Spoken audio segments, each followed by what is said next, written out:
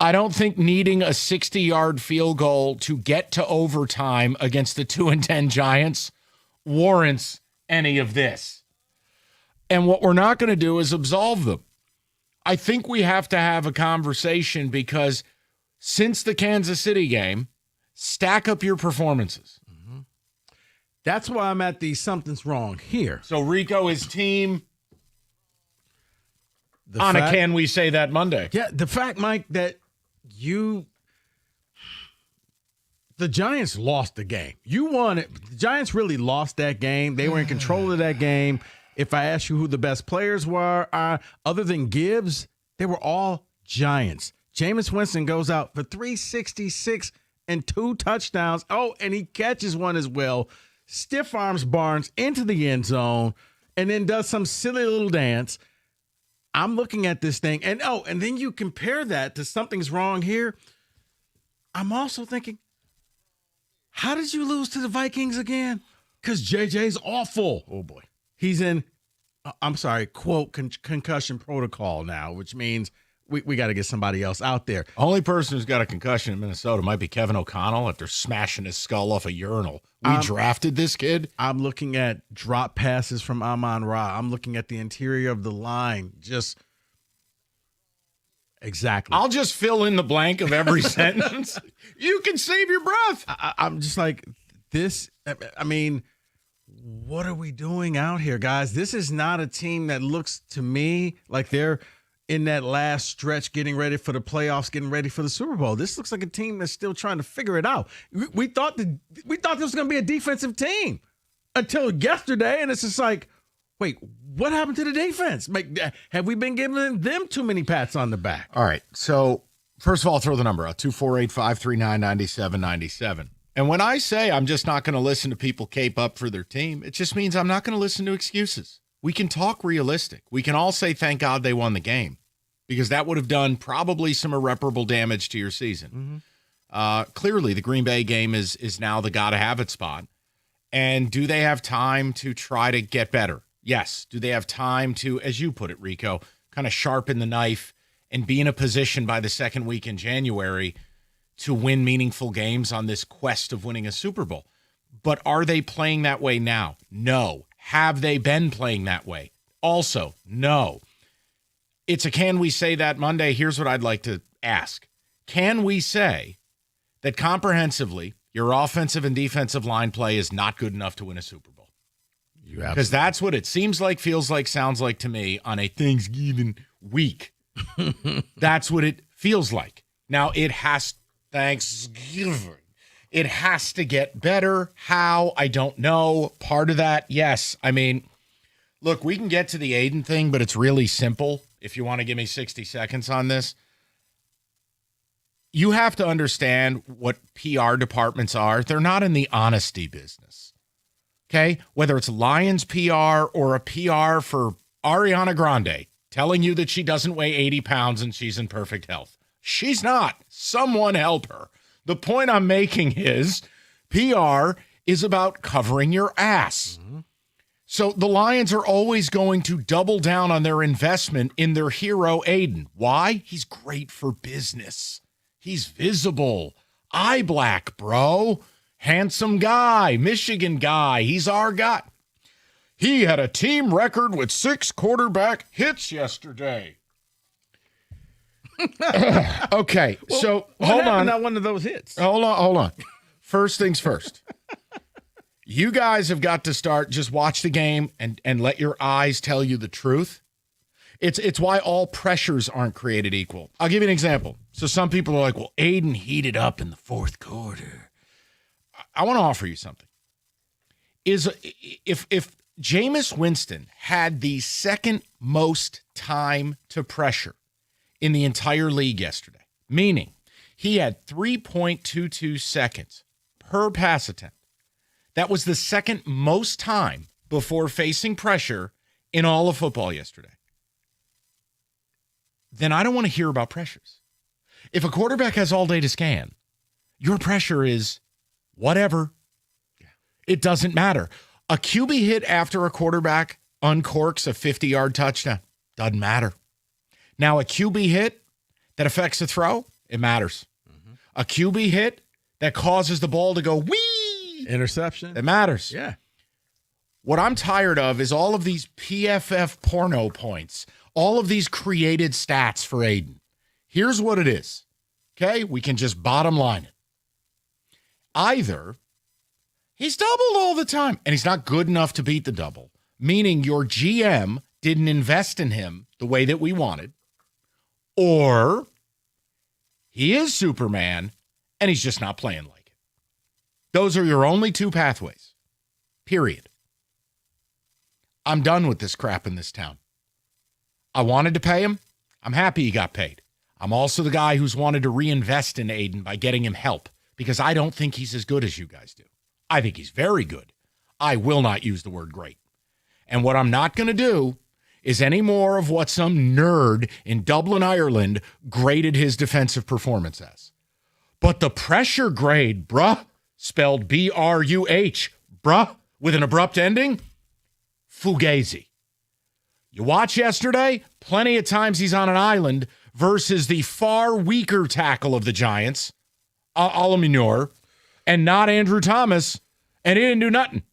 That game-winning sack that everybody wants to touch their Christmas tree over, he got pushed right out of the play. Yeah. And then came looped back. Alaminor kind of said the quiet part out loud in the post-game speech. I know. I can read it later. The point I'm making is not all pressures are created equal. And if you do a top 1,000 defensive performance in Lions history, yesterday won't be one of them. Team record 6 QB hits. Spare me. Even Jonathan Vilma called him out. It takes an act of God for these bought and paid for announcers to criticize superstars in this league. Especially the E team. So look, I don't think your line play is good enough to win the ultimate prize. And part of that is your base 4 pass rush stinks. Data backs that. So you can take all your pressures that take 4 or 5 seconds. You can keep them. Me and Aleem McNeil on the edge. Buddy, they don't have options. No. You know, once again, you doubled down on Marcus Davenport. How's that working out? You know, Marcus Davenport has the same amount of sacks as George Burns this year. George Burns died 30 years ago. Why you got to bring God into this? So we can talk about it. Thank God they won the game. Yeah. But is it a win is a win? Or are you like, hey, something's wrong here? Like, they're good.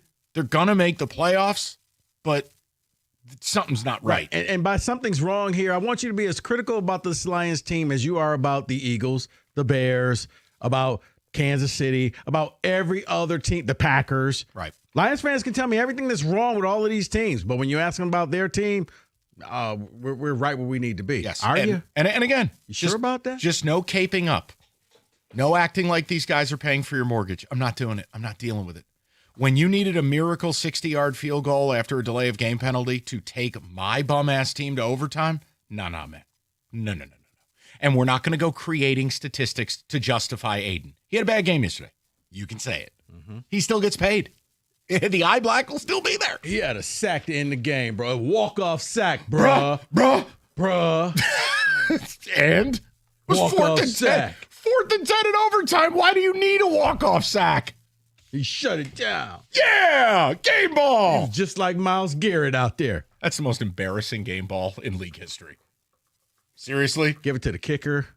Give it to Jameer. Give Jameer Gibbs all the balls. You know what? You get a bag of balls. Here, all the balls. And you know what? Here's one to Bates. Jameer, you get the rest.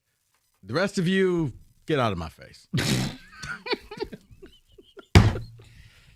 So headlines, they're still a good team, but something's wrong here now. They got to play a lot better football. And I admit it, the Rams are scaring me. You know who is starting to scare me a little? Cowboys. Hello? Balls? That honestly, that's what Gibbs' jersey should say on the back of it. Yeah. Balls. Because you called that Cowboy game. You did. Never a doubt. I'm kidding. They were down 21-0. You did. I was like, I'm saying 21-0. I'm like, well, Mike, you didn't get that one right. And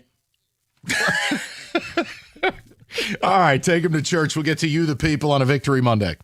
Hey, if you're no, but if you're looking for the best deals on the hottest Chevy models, Aiden, here's your game ball for your one snap. There's one place to go. Hamilton Chevrolet in Warren. Hamilton is leading the way with unbeatable prices, top-notch service, and a commitment to total satisfaction. Why? Because Andrew and his sales staff want to be your Chevy dealer. So look, whether you're looking for a sleek sedan, a tough truck, or a spacious SUV, Hamilton Chevrolet has the inventory and the selection is best right now. Why? Because they're stocked up and ready to get you on the road in a Chevy that'll fit your lifestyle and, more importantly, your budget, including the November Rico deal. You can lease a new 2026 Chevy Silverado Crew Cab 4x4 for as low as $199 a month for 24 months. Walk into Hamilton Chevrolet with $995 down. You'll drive off with 10,000 miles a year. You know what I say. The best deals are found at 14 Mile and Mile. Go see my guys at Hamilton Chevrolet for details, and you'll find out why Hamilton is leading the way. More at HamiltonChevy.com. Chevrolet together, let's drive.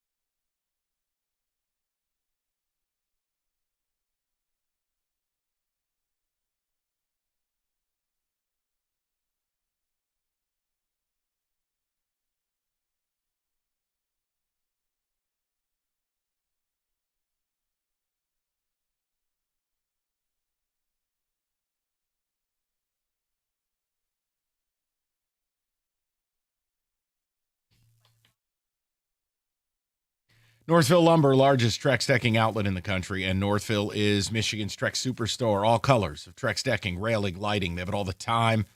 Lowest prices. That's why the builders buy it there. So call Northville Lumber today. You can stop by the new showroom, take home some samples. It's northvillelumber.com. That's northvillelumber.com.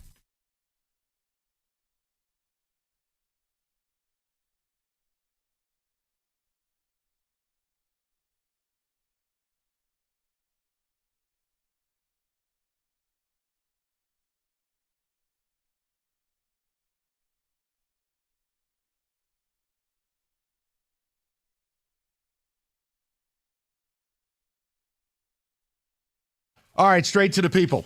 We got a couple different angles for you. And I just told you, politely, it's a holiday week. I want to get along. Like, no one's asking to give the win back, but there's a question of win is a win, and you're just like, whatever. Or something's wrong here. Like, something isn't right. This team isn't playing good football. They haven't comprehensively played good football in weeks. And look, it's can we say that? We've rolled in a overriding question that Dan Orlovsky, of all people, the ultimate Lion slap, he said it. Your offensive line is not good enough to win a Super Bowl. I mean, I can't kill him for the comment. I'd say your defensive line isn't good enough as well. And yeah, and we did sort through the Aiden stuff, which it's just got to stop. The spinning that goes on for people of privilege is wild to me. Like, it's okay to just say Aiden had a bad game yesterday. You don't need to cape up, create stats. Stop with the PFF thing. You know what PFF isn't giving you? Time to pressure. When Jameis has the second most amount of time in the league yesterday, you lose any argument with me about how Aiden played. Now, I'm not going to go as far as what Alamanur said, Rico. Now, that was a little much for me. You want me to read it to the people? Hold up. But think about this. Jameis Winston, okay? Not Patrick Mahomes. No. Not Matt Stafford. And we had none of, dude, we're down our best receiver, the only real one we have. You're down your best running back. Well, that doesn't even count. I'm making a point. Right, it was like overall, you gave up 500 yards. Wan'Dale Robinson had 100-yard game all season long, and then yesterday he was Randy Moss and Jerry Rice's love child. But Aiden broke the record for QB hits.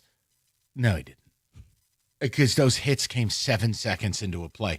Here's what the guy who faced Aiden yesterday, because mind you, Aiden didn't spend a lot of time against our best tackle, Andrew Thomas. How do I say it respectfully? He didn't do a damn thing all effing game. Okay, that's how Alamanur told the Athletics' Dan Duggan. He strikes me as the type of guy who'd celebrate that one play. But for today, I was on an island with him, and he didn't do anything. I'm pissed about the last play, but at the same time, not much you can do. They know what you're going to do. He gave me his best move. I ran him by the quarterback. He managed to run back upfield and get him. And then they started talking about the pressure. Look, the Lions' pressure on Winston did not come quickly. The Giants QB had the second longest time to throw of any quarterback in the league this week. I mean, give me a break. I'm not trying to hear it. A pressure that takes 3.5 seconds to get home is not a pressure at all. At that point, forget it. So either Holmes, look, you know the side we're on. I think Aiden's a really good player who needs help. Aiden is not of the class of a Myles Garrett. Please say that again for the people in the back, because we're going to get accused of, well, it's just Spartans and you guys hate anything Wolverine. My favorite giant is Amani Toomer. Explain it. I have been the one who said from the beginning, put somebody next to Aiden and you'll really unlock the cheat code. And I think the problem is the organization has been busy smelling their own farts. They told and you. they think they have Reggie White. We have Aiden. We have one. But why do you need two? PFF says he had 78 pressures. Take PFF, roll it up nice and tight, and pound it right up your turkey gobbler. I don't want to hear it anymore. Watch the game. He was nowhere. And it's okay to say it. Be better. Or, as the listeners of Carson Anderson did, chump Brad Holmes. They chumped him. They chumped God. You can't chump God. There's no biblical story where God is a chump. The point is, you refused to add to the line. You did. Your line's not good enough. You don't believe me? Ask TJ Lang about your 4-man pass rush. You don't have to get TJ boozed up for him to tell you the truth. It stinks. is what it is. Yeah, and I was still wondering on the flip side of that, Mike, when did the Giants get that kind of a pass rush? Like you told me these guys were just nothing. It's uneven. I don't want to go there. Okay, just let's go to Brian in Ann Arbor. I'm happy to talk to Brian. You're upsetting me. Brian, how are you? I'm doing good, fellas. How are you? Hey, Okay, B. What's going on? So I'm straddling somewhere between a win is a win and oh no, there's a problem, whatever that drops. A perfect blend. Said, I'm never going to apologize for a win in the NFL. No. They needed it. They got it. It doesn't look any different in the win column, whether it's fun win or not fun win. But when my blood pressure finished going back down after they survived that shabacle on the field yesterday, what I thought of when I was watching, and it popped into my head a little bit this morning, was, you know what that kind of reminded me of if I'm looking at it from the Giants angle? That reminded me of the same old Lions blowing a game. Yes. That was like what they would have done in like 2003 or something like that. And so I guess that's where I'm so bothered by it. The bottom line is a lot of the time and a lot of the listeners and stuff it seemed like some people went into the season blind and just seemed to think that, like, after losing your all-pro, arguably best center in the league, and not having a capable replacement of him, that the line was just going to be just as good with Taylor Decker another year older and losing another starting piece. It's a fantasy. That's not the case. It's just not the case. So I do think some of these struggles that they're having, protecting Goff, should somewhat be expected. I'm not excusing them, but I'm saying, like, you can't be shocked. One of the other things that went through my head when I was watching that game yesterday, when I was watching Jameis throw those 50-50 prayer balls to the rafters, that somehow his prayers were answered, I literally thought, my God, we got to get Kirby Joseph back in this lineup. Yeah, I mean, look, I thought DJ Reed would have helped a little bit, but he didn't have a good day. Although I'm sure PFF probably gave him a 99 overall grade. I can't take PFF anymore. And let's be clear, I love Aiden Hutchinson. He's a great guy. He's a very good, if not great player. But it's okay to say that he sucked yesterday. Maybe sucked is too strong of a word. No, he had a bad game. He didn't have an impactful game. Brian, that's all I'm looking for. And you know what I'm saying. Brian, and look, the media plays a big role in this too. And look, Lions PR should be ashamed of themselves. That was a ridiculous posting. Ridiculous. The thing with Aiden is this, that I said from the start. I thought he was the right guy to draft. I still stand by it. He's a great player and an even better guy, like hard stop. But is he an elite pass rusher? No, I don't believe he is, and I don't believe that he was that when you drafted him. I think that if you were going A through F scale of all the things that a defensive player can do, I think Aiden does B to B plus all of them, and that's very hard to find. He's a very good player. I'm happy he got paid. I wanted him paid, but this is the thing, Brian. Fans don't get to have it your way. This ain't Burger King, and Rico's not operating a fry later. If he's doubled all the damn time, it means the people around him stink, which means we're right because Brad Holmes won't address it. But the bottom line is the great players at the position beat double teams routinely. You know what my problem is? Lift up the hood on Aiden's sack total. It's the same damn thing as last year before he got hurt. Backup tight ends. Backup tackles and tight ends. And the thing is, if the other guys can't beat their guys in one-on-one, then you know what, Mike? Something's wrong. No, it's that your GM was busy enjoying his own scent instead of getting someone here and mocking fans and playing dress up at the draft. Right. So now I'm looking at the next three defensive lines that you have to play. Not feeling good about that. Well, what I know. O-lines or D-lines? D-lines. Well, I'm talking about the pass rush. You're talking about the O-line. The O-line, listen, it needed to be future-proofed a little more. But I think the bigger sin is what we're looking at with the D-line. Their time to pressure is not good, man. Yeah. Don't worry. Green Bay's going to run it 700 times Thursday. Well, you just don't want to get, Dak with a bunch of time. Okay. All right. Don't just show up to game day. Or if you're a Spartan fan, don't show up at all. Moran Buick GMC. Right now, the 26 GMC Sierra Elevation Crew Cab, $199 a month. Or the Buick Envista, $279 a month. Both of those beat donating anything to that school. Both deals, $999 down, and inventory rolls in daily. Go live your life. I'd say go to a game. Drive right by East Lansing. It's free. Go to a nature preserve. But it's free. Don't care. You know what? I'd rather Cider mill? No, I'd rather sit in a dark room. The point is, MoranExpress.com, you can get certified service.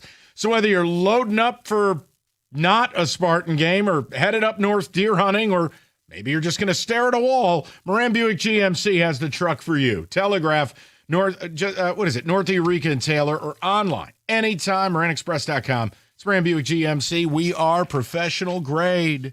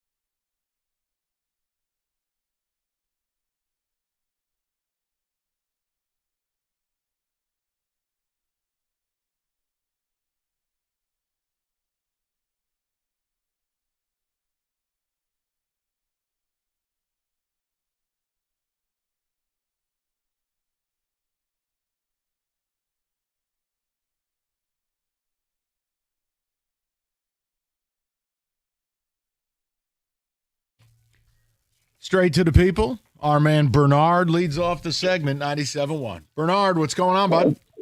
Hey, good afternoon, guys. What's going on? Hey. Hello? Can you hear me? Oh, yeah. Oh, I'm sorry. Listen, I just want to say I'm on my lunch break is about over now. I got to go, so I won't be long. But I don't want to miss the defense today. But the offensive line, you're talking about the problems we have up there. And to me, it is simple. They banged up. You can't pass block when you got these nagging injuries bothering the whole. First time I ever seen that on television, the entire offensive line was questionable to play yesterday. That means they probably shouldn't even be playing, but they have to.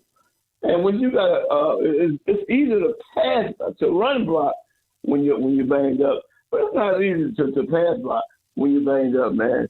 You know, to me, and people. Yeah, but the problem has been since week one, Bernard, when they play a defense that has a respectable defensive line, they've been largely subpar. I won't say terrible. I don't want people to be all in their feelings.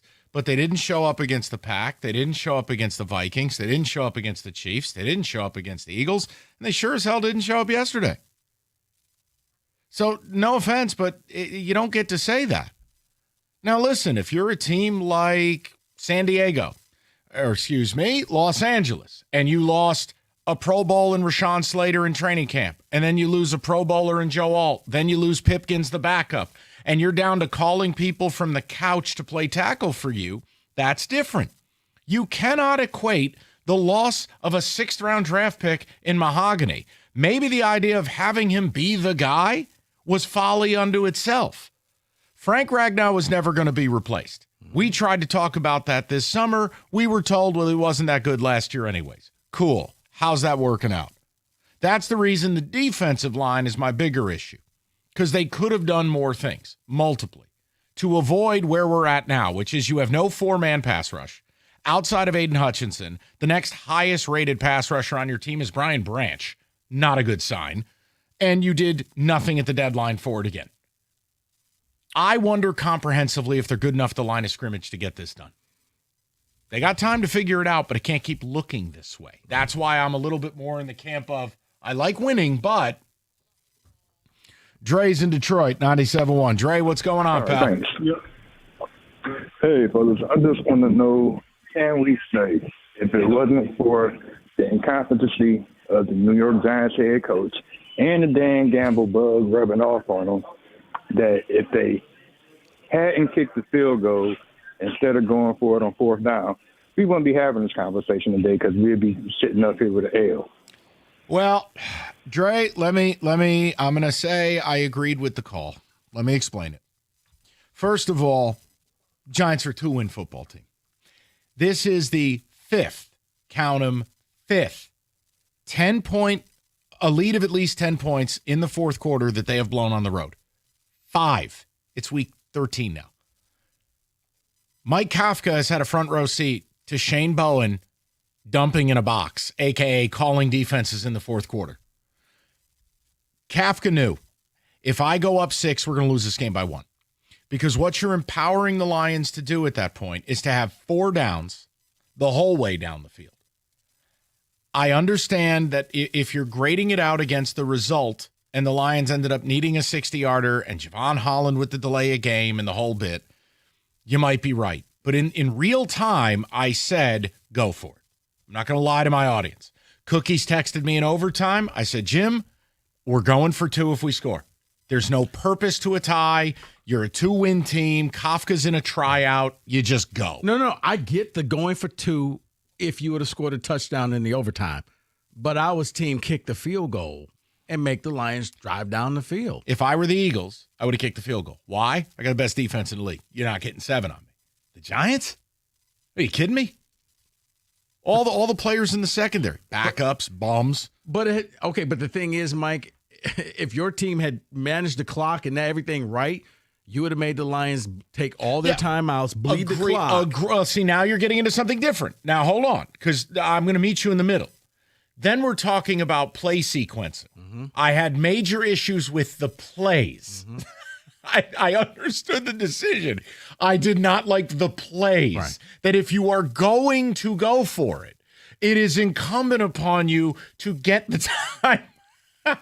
I know, just please. Okay. It's a debacle. You're searching in a mound of manure for a pearl if you're trying to make sense of the Giants. I was feeling very happy for Big G. I felt sorry for that man. He didn't deserve that. We still haven't spoken. He didn't deserve that. He's too emotional. We're going to Terry, 97.1. Is he walking the freeway? He might be. Terry, what's going on, buddy? Hey, first time, long time. Welcome, hey, T. Thank you. So a win is a win, but the performance, it was a poor performance. You can't be in a dogfight with a 2-9 team at home. No, and not with another game Thursday. You wonder. I mean, we don't have the answer, but you do wonder how much starch got taken out of the Lions by being in an overtime, emotional, tense, rally up kind of game. We'll find out Thursday. Yeah. T, I think your phone just died on you, buddy. I think your phone died. I don't know what happened there. Apologies, T. We couldn't hear you. We'll go over to TJ 97.1. Tej, what's going on, buddy? Mike Rico, how we doing, fellas? Good, Tej. What's the good word? I'll keep it short and sweet, but basically, I think both things can be true. Clearly, a win is a win in a league like this. We saw it all across the league, in the last few weeks with how teams are squeaking out wins all different types of ways. But we also can't deny that there was complete inability to generate a pass rush. And quite frankly, without Jahmyr Gibbs, I don't know where, not only would we have won yesterday, but where this team would be standing right now. I guess my question for you, Mike, too, I know we don't pay running backs. I'm with you on that. My question is after yesterday's performance, when you see something like that, do you have to consider, I'm not saying to put the pen on the paper, but is it on the table to pay someone like this? Because I'm truthfully being honest, I don't see what Gibbs is doing. I don't see it coming from anyone else in this league. No, of course you consider it. Yeah, of course. But let me ask you this, TJ. You've heard how I've framed this before, right? You have him for 6 seasons, 5 on the rookie deal plus a franchise tag. The 6 seasons. So now Jahmyr Gibbs in his 3rd year, right? I got 3 more years. Mm-hmm. I can give him 3 more years in his prime. Right. I can get basically 2,000 touches, and then somebody else has to pay for the next 2,000. I guess and Teach, my issue is this team, they get all bricked up to pay their own people early. Like, can we at least agree to just let Jahmyr play? It's the plight of the running back, and I'm not paying him for at least 2 more years. Well, absolutely. I mean, don't rush to it by any means, but when I'm watching a performance like that where you have 264 all-purpose yards, and it's just the way that you could almost see that without Gibbs on the field, the confidence and the wind and the sails just wasn't there with the offense. Yes. And to me, it just seems like with a guy like that being a spark plug in your offense, I absolutely agree that, someone else could pay for those extra 2,000 touches, but I just don't see a way where this team would be anywhere near the trajectory we're on without somebody like Gibbs. But TJ, the thing is, and maybe if you go this route and you franchise him and do all this stuff for the next 3 years afterwards, you can draft another running back. There will be another running back who will be fast, and he will do a lot of special things. And look, I know it was a while ago, but it reminds me like when Chris Johnson was with the Titans, and he was there for 5 years. He lit it up, and he was the fastest man ever. And then nobody knows what happened to him. TJ, if you want to have some fun, because look, I love Jahmyr. I don't want him to go anywhere. I think there's a way to do it. Next time you're bored out of your skull, go look at the first 2,000 touches for running backs and then chart out their next 1,000 and tell me what you see. I'm sure it's a difference. I'm sure it's a difference. And real quick before I leave, fellas, just last point, DJ Reed coming back. I mean, I'm not going to say it hurt us, but it definitely didn't look like it helped us. I mean, there were some plays where I couldn't believe the collapse of the secondary. And again, we're going against Wan'Dale Robinson. This isn't, premier receivers. No. I just couldn't understand or wrap my mind around that, but I'll shut up and listen. No, you're good. Have a great holiday. TJ, listen, I'll give DJ Reed 1 game to knock the rust off. We'll see you Thursday. He was not good yesterday. I don't care what Chris Collinsworth and his little Belgrade All-Stars have to say on PFF. He was not good. I never knew that he was the guy behind that until you told me. A thickly built guy. All right, it's November, football season, or it used to be for Michigan State. Hey, listen, it's the Red Tag sales event, Moran Chevrolet, the #1 selling Chevy dealer. Level up your tailgate. Unless you're a State fan, I would just say don't tailgate and just buy a truck. 26 Silverado LT Crew Cab, perfect for hauling gear to the game or to the woods, or if you're a State fan, to the incinerator. Either way, they've got you covered. 0 down, $189 a month. Check out the 26 Equinox LT, $279 a month, $999 down. Gym employees and immediate family members. Team at Moran, make it simple. Find your ride fast and easy. MoranExpress.com or stop by on Gratiot. Just north of 15 Mile in Clinton Township, Moran Chevrolet, where you always get the best price, period. Chevrolet. Together, let's drive.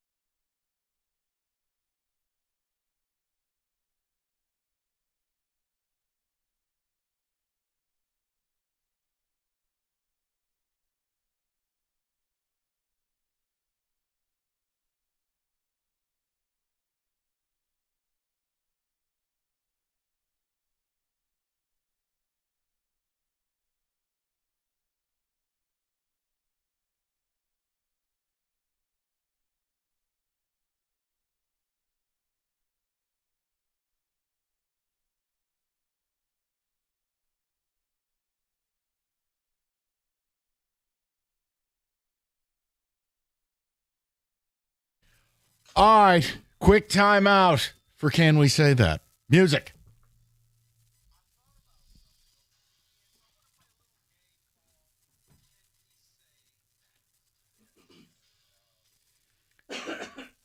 Is this college or pro? This is college, my friend. Go ahead. Oh, we can go pro. Which one do you want? Go college just because today is so much lines. Go ahead. You know what, Mike? Since you had that little drop, give me the Jonathan Smith drop again. Can we say Jonathan Smith has ushered in probably the worst period of Michigan State football in the history since I've been following them? Yes. Full stop. I have nothing else to add. Okay. I mean, when you look at this, every coach, whether it's John L. Smith, whether it's Tucker, whether it's Bobby Williams, getting carried off at the bowl game, Mike. Where Boo Boo Thompson wouldn't put his socks on at the Citrus Bowl. But at least every coach had a couple of victories or a victory that you're like, yeah, I'm proud of that game. No. Boston College, A overtime. one-win team. Here's what I would tell you. And none of us have a clue what's going on because apparently we've hired Batman, who's part Bateman. It just makes no sense to say nothing.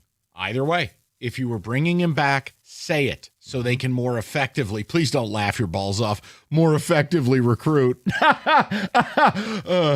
Or you fire the guy and you effectively start your search. To say nothing benefits no one. Correct. Because when asked today at the press conference, Smith said that's always a solid question and says nothing about has been communicated to him one way or the other from MSU leadership. Well, I question the term leadership. I do too. It's a terrible job. If you're going to bring the guy back, say it. If you're going to let him go, say it. It does. Silence benefits no one. Because here's the thing, and then I'll move on.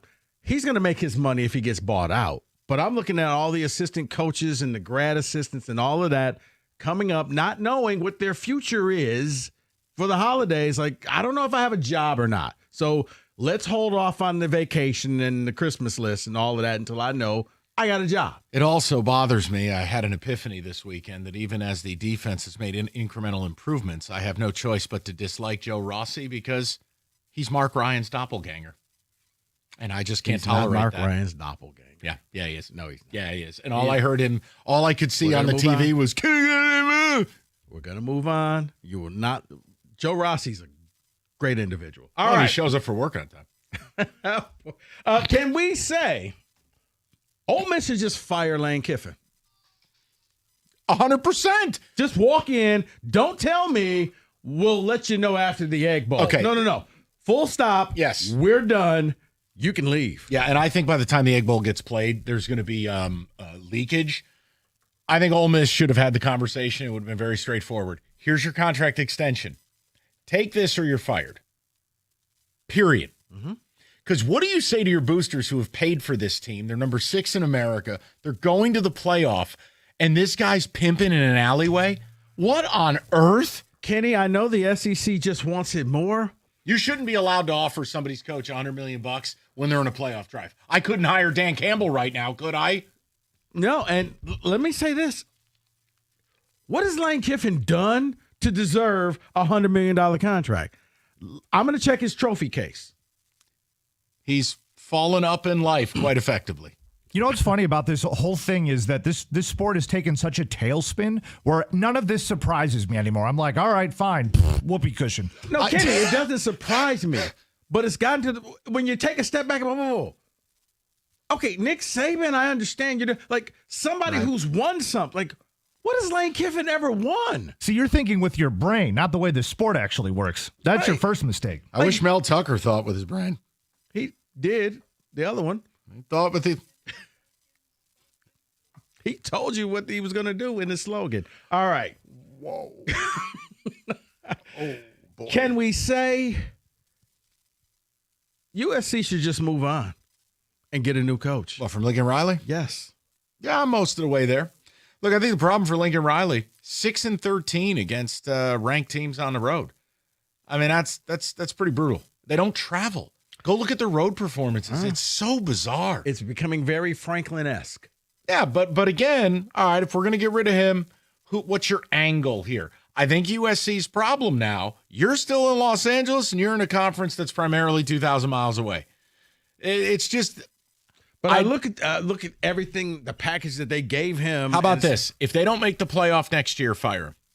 Go into the season with an understanding. The minute you lose your third game, gone. That's probably the middle ground for me. Can we get that at MSU? That'd be Notre Dame. You know they're going to put a bullet in them. You'd have to have a living, breathing AD to do that. Okay. Can we say that BYU will be in the playoffs? No. Just no. I can't. No. I hate them. Kenny, you going to the party? I'm not going to the party. You're on your own on this one, man. BYU in the playoff, brought to you by Super Soaker. I can't do it. I hate the way they play. Bachmeier's not that good. Shame on Cincinnati. Not one, not two, 3 missed kicks. No. The Big 12, no. For all of it. It's Texas Tech and nothing. Okay. Can we say that Jeremiah Love has a lot of empty calorie stats? Running back from Notre Dame. The problem is who doesn't? If we're talking Heisman, now here's what I'd argue. You know how many carries he had Saturday? 8. I know they won 70-7. Shout out Syracuse starting a tennis player at quarterback. Oh, my. Honestly, they could have started Tirico at his current age at quarterback, and it would have been better than whatever the hell they threw out there. I've watched that kid play. I watched him 2 weeks ago against North Carolina. Bro, you can't be at Syracuse and what'd they do? Take a lacrosse player? Like, who is this kid? Look, I think Love belongs in New York. I think he's spectacular. And it's also the worst Heisman Trophy year ever. So do what you want. Okay. Can we say what? And Mike, this is a softball for you. What? Illinois frauds. Yes. Yeah, but again, what's the comp? Like what are we expecting? Brett Bielema to take Illinois to the playoff every year? They just lost to Wisconsin. Okay, frauds. Yeah, no, that's a bad one. It's actually worse when Luke Fickell's showing more progress than Jonathan Smith. Yeah, Luke Fickell got the vote of confidence, and all of a sudden they started winning. Remember, Illinois was at once the 12th team. They were ranked 12th in the nation. Probably a little faulty. I just don't view Illinois as being one of the – Illinois is not a good program. Never has been. I mean, if you want to go back to like Red Grange or something, sure. I don't know. I can't get the Lou Tepper era out of my mind. Okay. Can we say Florida State got it right keeping Mike Norvell? No. We can say they didn't have $70 million lying around to buy him out. His buyout is like something like $65 million. Rico, they don't have an out. Have we reached the point now where college teams, because of their foolishness, are genuinely, we always hear you're married to that coach, but it's cheaper to keep her. You're married to this guy, and you got to figure it out. Because now it's not the donors buying the players out and you just recruit better players. It's the donors having to buy the coach out, pay for the new coach, and buy the players. The whole thing is fugazi. Imagine going to a donor who helped pay for the roster and then going, okay, hey, now we want you to pay for the guy who coached the roster too. How many times are you going to go back to these people before they got no blood left in their body? That's the problem. And think about it. It's $60-something million. Right, but I'm saying it's to the point now where you can't afford the divorce because you're going to go broke, so you got to make this marriage work. You've described a lot of American households. Yes, I did. Have you looked at divorce rates? Can we say that Pat Narduzzi and Pitt may be the most dangerous team in the ACC because they may keep everybody out of the playoffs? Yeah. I picked them last week to beat GT. I told you keep the points. I'm going to do it again against Miami. Boosie Jones or whatever his name is, the running back. Honestly, if I wasn't named Michael, my mom was going to name me Boosie. Really? I'm kidding. It's a fantastic name. But We're also, the new opens. Dude, Boosie. This Heinzel kid, he's 18 years old. He still has to look to the sideline for a permission slip to change the plays. He can play. His voice is cracking in the huddle. Look, I want Narduzzi to be the agent of chaos and keep everyone out of the day off from the ACC. Well, if Kenny's team does their job, and They will. G-Tech's done. So then that means G-Tech's not going to playoffs. Nope. If they knock off Miami, Nope. Miami's not going. And then the committee's going to look at the ACC and say, So who gets in? SMU? no one. In Mike's ideal playoffs, nobody gets in the playoffs. Nope. Nope. It's just a trophy in an empty room. Like, what's going on here? We just got the 80s out there playing rock, paper, scissors at the 50-yard line. It's Kirk Cousins' trophy case where there's nothing there. Nothing. He's got the Super Bowl cutouts. No Super Bowl trophies. All right. Let's do this again. Can Yes. we say that College Edition 97-1?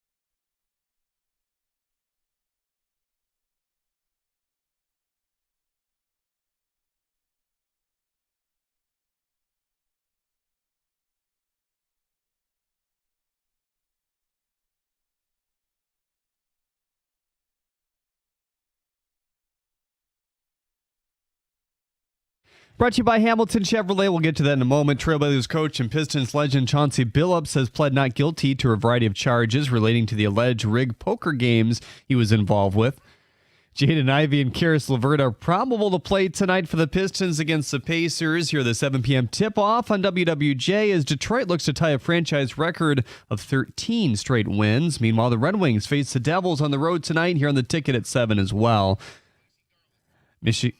Wow, double dip there. Michigan State football coach Jonathan Smith was back at the podium today. Oh, I thought you were going to say fired. And was asked how confident he and the staff would return. He said it was a solid question. He also said they're hopeful Aiden Childs is cleared for this Saturday's game. If so, both QBs could play.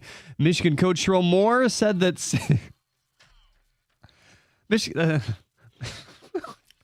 Focus. Michigan football coach Sherrone Moore said that safety Rod Moore is likely out for the season. In the latest AP college basketball poll, Michigan remained at number 7, while MSU moved up 6 spots to number 11. The New York Giants have let go of defensive coordinator Shane Bowen after the Lions' comeback victory yesterday. Commanders QB Jaden Daniels will return to the practice field this week, but it's unlikely he suits up in the game. The Vikings have also placed QB J.J. McCarthy in concussion protocol. That's the best. It's the best kind. At the Cornwall Health Sports Desk, I'm Jeremy Otto. For more, go to 97.1 The Ticket or Odyssey.com. 3 o'clock, great to have you with us. A Cliff Notes presentation because we have a lot of people who rightfully want to talk. So what we said is this.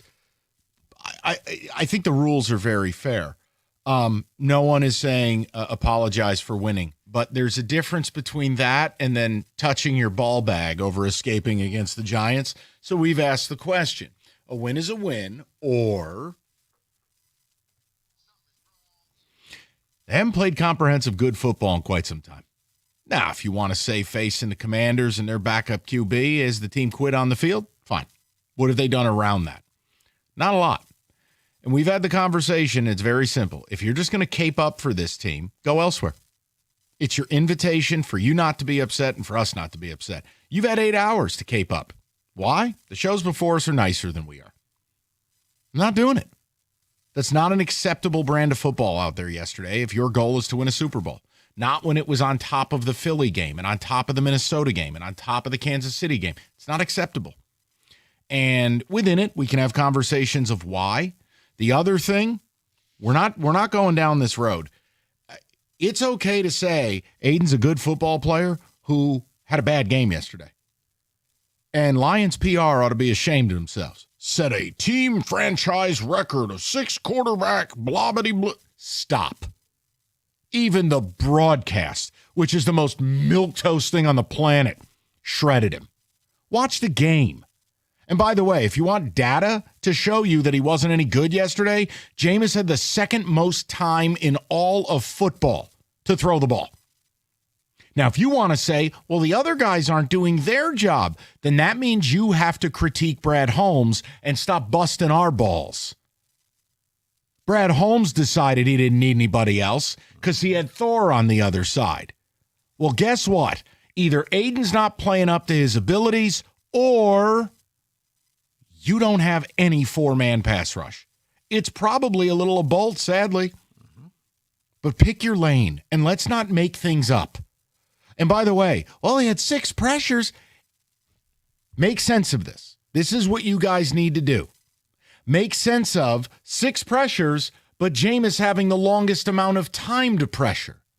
Ergo, those pressures don't mean bupkis. If you have all day to throw it, great. You showed up to the house party late. Well, he had a quarterback hit. Yeah, after a 50-yard touchdown pass. That one really doesn't count. So I'm just like, guys, we don't need to do this caping. We don't need to rescue him. He woke up today and collects a paycheck. He's still a good football player. I'm happy we have him. But I've wanted to get him help for a while because I think he's good, not great. If you think he's the second coming of Christ, then you have to figure it out. But remember, PR, that's not journalism. PR is not even honest. PR is what can we cobble together to make us look good. That's what PR is. So that's all. I'm sorry. I didn't mean to go down that road again. No. I just get very upset by it because that's the other thing is PFF grift. Oh, but PFF said he was an 87.6. He was a 0. Right. You can see with your own eyes that, yeah, that's why I said Man, something's wrong here. He's on an island with Manure how much yesterday and did nothing. If he's so sweet, how come he's not on Andrew Thomas? Come on, man. Just stop. He didn't have a good game. Move on. I want more. Why? Because we paid you more. More. Right. Like but he has 8 sacks. Yeah, and like 6 of them are backup tackles or tight ends. I ain't interested. Like I said, Gibbs showed out yesterday. He was there. Even Bates at the end, kicking the field goals for 59-yarder. Not easy task to do, even in this Against day the and Giants, age. it is. Do you know that's like the 5th 60-yard field goal I've endured in the last decade to lose a game?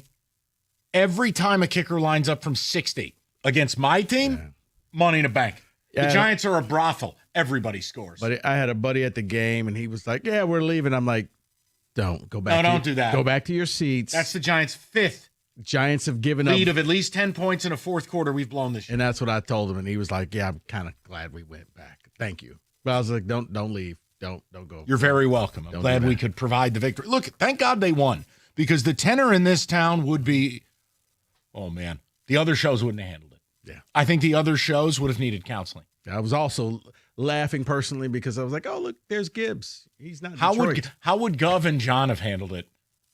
What a routine that was this morning. No, you don't get to talk about the bad stuff. Just look at the greatness that's about to happen. It would have been 8 hours of, well, it's just a league game, and that happens sometimes. Look at the Minnesota game. Yeah, or still the one that should upset you.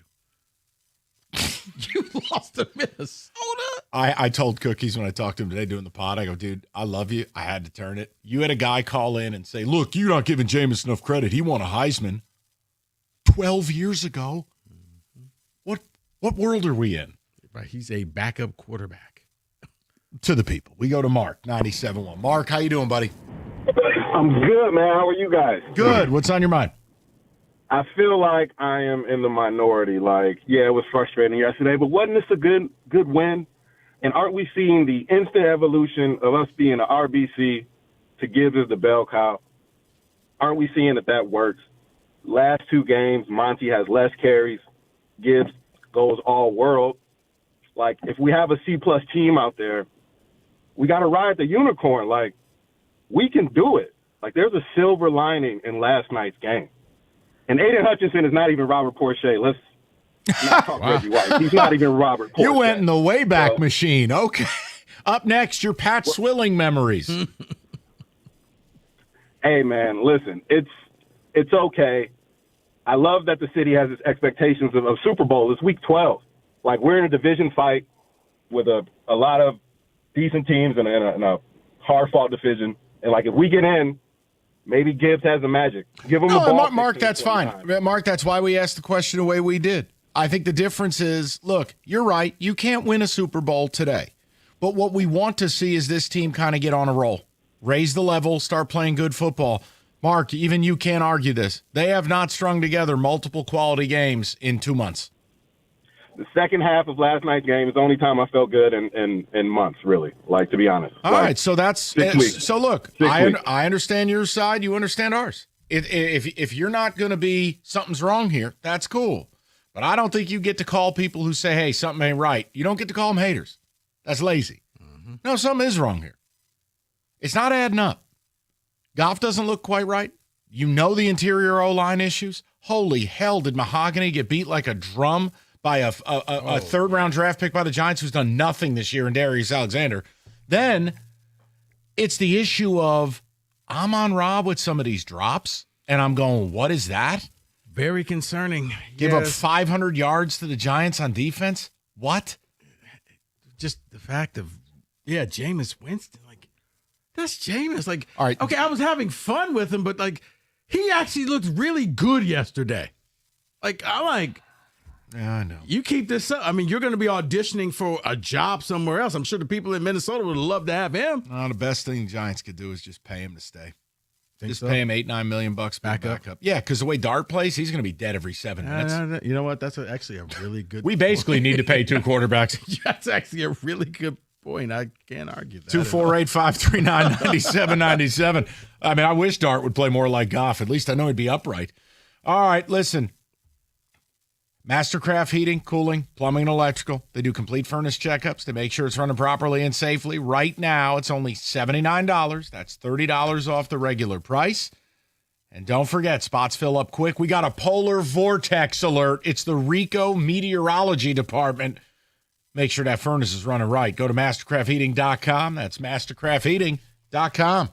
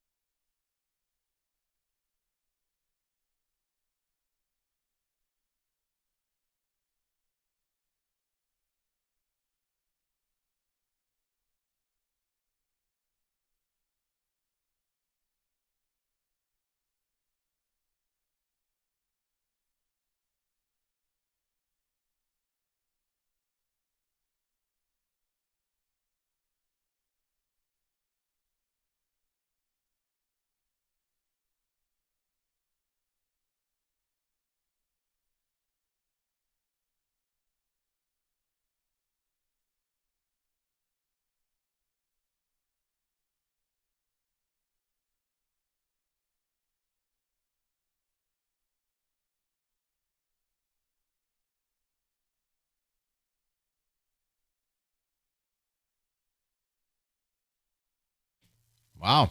Shout out Mr. Pibb. Didn't even know that was a thing anymore.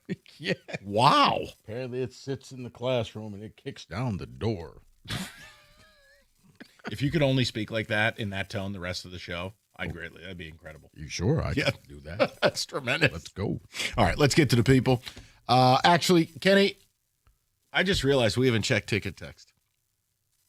Would you like to do ticket text? We can do ticket text, absolutely. Okay, talk to me. Not stunned by yesterday. They've been playing mediocre for a month now. That's unnamed texter. Please read the data on Aiden Hutchinson's garbage time sacks and how little he actually is doubled, despite all the eight. Well, I can't read that part. Let's just say Glazers is what he was getting after. Yeah, all right, there we go. And again, no one is saying anything other. He's a good football player. But there's a PR push to make this guy something that he's not. Go do it. Go do it. Couple more like that. Aiden is good, not great, but just good, and that's fine. And you know what would make him great? If the GM would get off his ass, stop smelling his own, you know what, and go get him help. We've said since the day he was drafted, any investment on the opposite side is an investment in Aiden. I mean, it's no different than you have a bunch of smart people. I mean, I can't say that about here. The point is, if you got a company and you got a lot of smart people, you add more smart people and you let them be smart. You're investing in your people. And you get out of their way. You know what? Honestly, Mike, to me, it's been the change in the Lions. What you just said, that Sheila went in, hired smart people, and said, I'm going to take a step back. Tell me who I need to pay. Tell me when I need to be concerned. Keep me updated on everything. But you guys run the show. And we went from same old Lions to now you've gone to a playoff team. And for me, it stays the same. All this other stuff is background noise. I still believe they're winning Thursday. I think if you win Thursday, you will win this division. The Bears, respect to what Ben Johnson's trying to do. They're a year away. Go look at the quarterbacks they've beaten. I need you to do that. I just like his little post-game speech where he yells that out. That's okay. Kind of funny. To the people. This one actually kills me. Just one more text is you guys act like this team is trash. No, nobody said that. Nope. Nobody even implied that. Okay. Look. The second part is something's wrong here. Correct. It's not saying trash because I promise you, whoever sent that text in can tell you everything that's wrong with the Eagles, can tell you everything that's wrong with the Packers, everything wrong with the Bears, everything wrong with the Bills, everything wrong with every playoff team. But he won't say what's wrong with this team. Yeah, ironic considering I just said I still think they're winning the division. But it's cool. I can't help some of you. And it's not my job to. But this is, Kenny, this is what I always say, okay? When people go through life thinking that stupid people don't exist, well, you found the stupid person. They've never opened up the ticket text that I see in front of me. No. There are stupid people in this world. You can say it. Some people are just born stupid. Now, you can overcome it if you have a willful commitment to it. But there are stupid, just like there are people born evil. They're stupid, but then there's people that refuse to try. Just try to be a little bit better than whatever take you're burping out like that. That's ridiculous. Well, that's, again, flowchart, stupid. Listen, stupid people make the world go round, too. Takes all kinds. Takes a village. Takes a village to have stupid people? No, I think stupid people. Well, you need the village to wrap your arm around the stupid people and be like, listen, we're not going to ostracize you. You can be stupid. Just be less stupid and you get to stay. Like in the old days, if you were stupid, they kicked you out of town. Which I'm not necessarily against, but I don't know. That would probably be a problem these days. Or you at least did something well in order to say why we can keep you. I would love to see a village that Mike runs, that he allows who gets to show up and who doesn't show up. Well, it'd just be a minimum educational requirement of like. It would be called his house. Like, all right, first of all, no gingers, no sweater vests. No ginger quarterbacks. No muumuus. No quarterbacks who talk in the third person. 9. Yeah, more like 9 to 5. Right. Good Lord, is JJ bad. All right, let's go to Evan. 0.09. Holy, what is that? The BAC you need to tolerate his play? Let's go to Evan, 97.1. Ev, how you doing, buddy? Hey, guys, how you doing? Good. Hey, so I was listening to Costa and Jansen this morning, and Costa was talking about how that win, I think he alluded to it last night on the football show, about how it's a discouraging win. And Jansen and TJ were kind of giving him the side eye and looking at him weird. And I kind of completely agree with Costa. I'm in the business, being a Lions fan for all my life now, especially in the past 3-4 years, I'm in the business of winning a Super Bowl. I don't care about playoff wins. I don't care about deep playoff runs. I don't care about division championships. I think there's one winner and 31 losers in the NFL on the year-to-year basis, and I want to be that one winner. Yes. Considering the fact we've never won a Super Bowl before. So I definitely, obviously, you never take a win for granted, and getting a win in NFL is a difficult thing to do. But that wasn't a Super Bowl team that we put out on the field yesterday. No, at they're all. not. Listen, I'd have the same. seem I'd have like the a same deep conversation if I were in Buffalo right now. The Buffalo Bills are comprehensively not playing well. They're not playing Super Bowl caliber football. Full stop. It's the same conversation. So that doesn't mean they can't win it. But I do think the Bills are a little bit of a window into the Lions in that the Bills' issues reside at the line of scrimmage as well. And I don't know how you fix it. Now, for them, the loss of Ed Oliver is the problem. For you, it was Ragnow plus. But these line of scrimmage things, I don't know how you maneuver around it. Mike, you can say that about a lot of teams, that there's something wrong. Doesn't mean they're not playoff teams. You can take the Eagles. You got talent. You got people out there.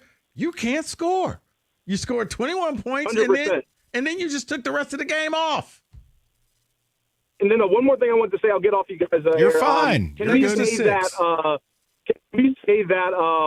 We're seeing the fruits of our labor from the off season and lack of movement from Brad at the trade deadline right now? Yes. Like, this problem wouldn't be happening if we did something in the off season. I'll tell you this: if Brad had done his job, Jameis wouldn't have had almost 3.5 seconds before facing pressure yesterday. Yes, Evan, you can say it, and that doesn't mean Brad is bad.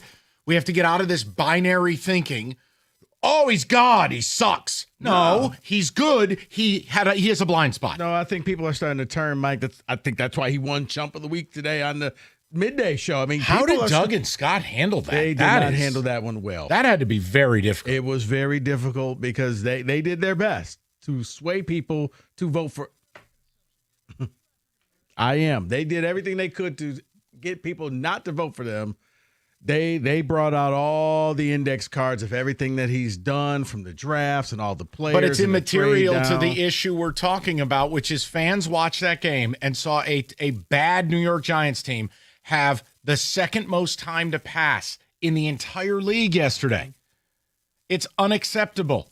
And it is a continued problem that your 4-man pass rush is woeful. Full stop. Right. I think the problem is when he came out and said, why do you need to? That whole why do you need to interview. Oh, I'll tell you why. Because one ain't getting it done. Well, we got one, and most teams only got one, and we got 8. And it's like, wait a minute. We're not even speculating. Like, this is you talking, and you believe this, and he is doubling down. Like, I'm going to win a Super Bowl to spite Detroit fans who think I need more people on the defensive line. It's like, Brad, once again, you're in window. Take advantage of window. Get as many pieces as you can, because in a year like this year, the NFL is wide open. The playoffs are going to come down to matchups. It's going to have a feel almost, Mike, like the NCAA tournament, where there's no one clear-cut team. It's who has to play who and who doesn't have to play who. No, I agree. And where you have to play them. Look, there's only one team in the NFC that I think is. There's only one team in the NFL. No. Just for the NFC, because, again, I don't have to play those teams in the AFC to get to a Super Bowl. The Rams are the one. And as long as they stay healthy, no, I don't think you're on their level. You're not. And at the line of scrimmage, you're definitely not. And frankly, Stafford and Goff, it's not even a conversation. Stafford is playing intergalactic football. Yeah. Goff, hey, I'm sorry. We got to have a conversation. It just doesn't look right. Yeah. I think it's okay to say that. Every game, I wish I can get these plays back. Well, you can't. And again, they've got, 6 more games to kind of prime the snowblower and get things ready to roll for the polar vortex known as the playoffs. I'm not giving up on them, but I think we have every right to critique that type of game. Because, again, the Minnesota loss looks worse. These other performances against, Kansas City, against Philly, against Green Bay, we have enough evidence now, and you go, all right, this clearly isn't last year's team. Are they good enough to do this? I mean, Dan Orlovsky on ESPN today said Their offensive line is not good enough to win a Super Bowl. I would say comprehensively the O and D lines together give me enough pause to say they might not be good enough up front. Tell you the other one. Has anyone seen Aleem McNeil lately? He was on the end of the line, wasn't he? I mean, a good interior push on the last play of the game, but like I know they were spotlighting him out wide a little bit. Maybe that's to get Tyreek on the field more. But outside of a couple devastating bull rushes against Tampa, where you been? I got another where you been, but this is going to tick people off. But what? I wonder where a certain wide receiver was yesterday. Don't look at me. Shane Bowen lets all. Are you kidding me? Shane Bowen is the town bike. Everybody gets a ride. You're a wide receiver. You get a touchdown, and you get I don't know. The beauty of it is I went up against him in fantasy football. He had 0 points. So. Tesla had a huge game. I'm sorry. I'm getting frustrated. Okay, Rico, tell them all about it.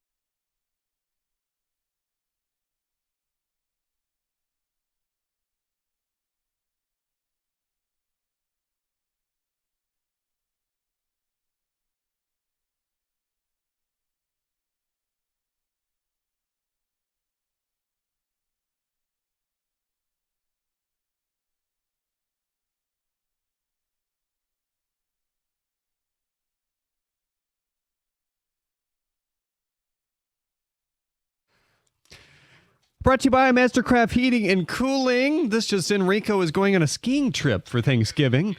Michigan State football coach Jonathan Smith was back at the podium today and was asked about his future. The Pistons are riding That's it? I didn't make it up. That's what it's there. The Pistons are riding a 12-game winning streak. They face the 2-win Pacers on the road tonight. Jaden Ivey is probable to play in his second game back. Hear the 7 p.m. tip over on WWJ. That means the Wings will skate here on the ticket at 7 against the Devils. After the win over Kentucky, MSU Hoops shot up 6 spots in the AP poll to number 11. Michigan stood pat at number 7. At the Corwell Health Sports Desk, I'm Jeremy Otto. More at 4 at 971theticket.com.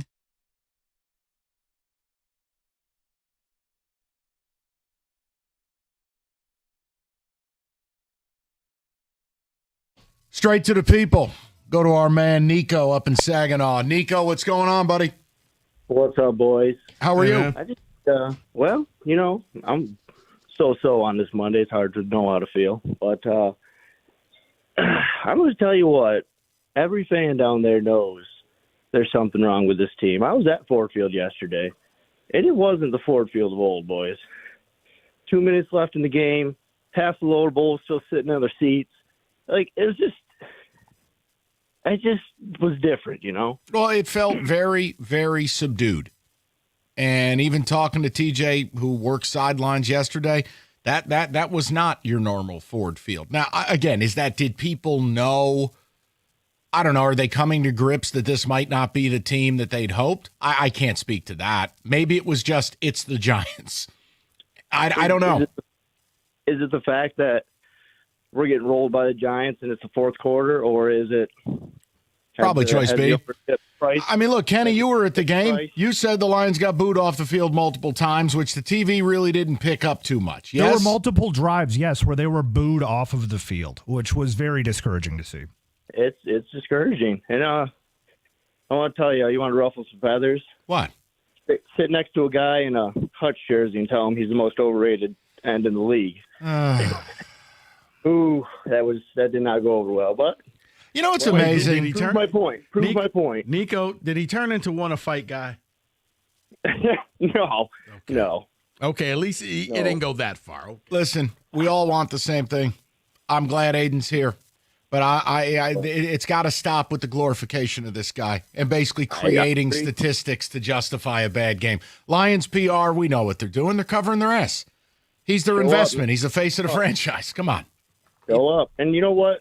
One more point. We're talking 500 yards of offense for Jameis Winston, but when our offense can't stay on the field for more than, four plays, that defense has got plenty of time to sit out there. Well, Nico, you're bringing up something, and this is, we can add this to the mix on a can we say that. Can we say that at best the Dan Campbell play calling experience has been mixed?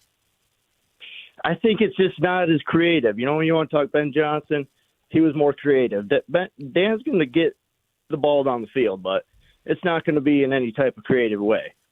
And we got to play to what we're good at. The other problem is your quarterback does not look like he trusts his O-line. Oh, the ball snapped and his happy feet are rolling. That's a problem. He's got nowhere to go. It's a major, and again, Nico, the biggest thing, we all got to hold on for dear life. They can't afford another injury up front. I mean, if you lost, I'm not even going to put it into the universe, but there are certain people up front that if you lose them, it's a lot like the Chargers. To me, your season would be over. You know what? That's a good way of saying it without saying it. No, I'm not going to put it in the universe. No, because I thought that this was going to be kind of a game where get right. Kind of what the Packers got, where you didn't have to play all your starters. Anybody who was questionable, you could take them out of the lineup. I thought it was going to be that type of game. I thought the Lions were going to win. I thought they were going to cover. I thought this was going to be a fairly easy game. I didn't expect. And then even when they got the first touchdown, I'm like, okay, they're running a trick play. That's cute. Okay, they scored a touchdown. Now you'll go out and score the next 31 straight points. Never happened. There was a lot of nervous people in this city all the way until the very end, and then you just heard an exhale like, okay, I can't believe we just survived that. and then followed by the Giants have officially been eliminated from playoff contentions. That's the team that you barely beat. Buddy, we were eliminated when we showed up to training camp. Are you kidding me? Go to Shane. Excuse me, we'll go to Dan, 97.1. Danny, what's going on, buddy? Hey, Mike, how you doing? Good. What's up? All right. Look, I called you 2 weeks before the trade deadline and told you I was taking my Giants fan father-in-law to the game, and you told me to treat him right. And I did. I listened.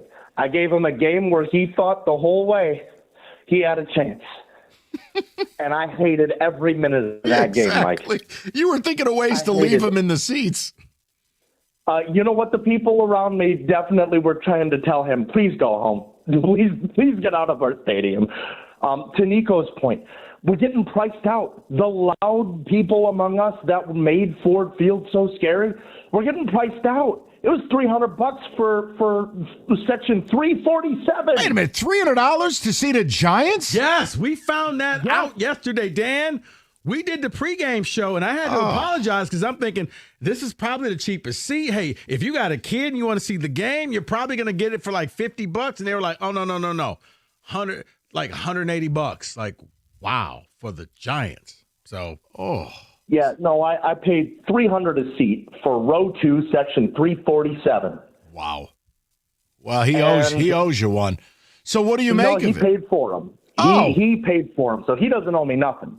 But what Brad Holmes owes this town is a better understanding of why we did nothing, because when we talked last, I said the one thing we can't afford to do is stand pat because there's too much going on with this team. And look, I understand offensive line trades at the trade deadline are exceedingly rare. I'm not worried about that. Our secondary is garbage.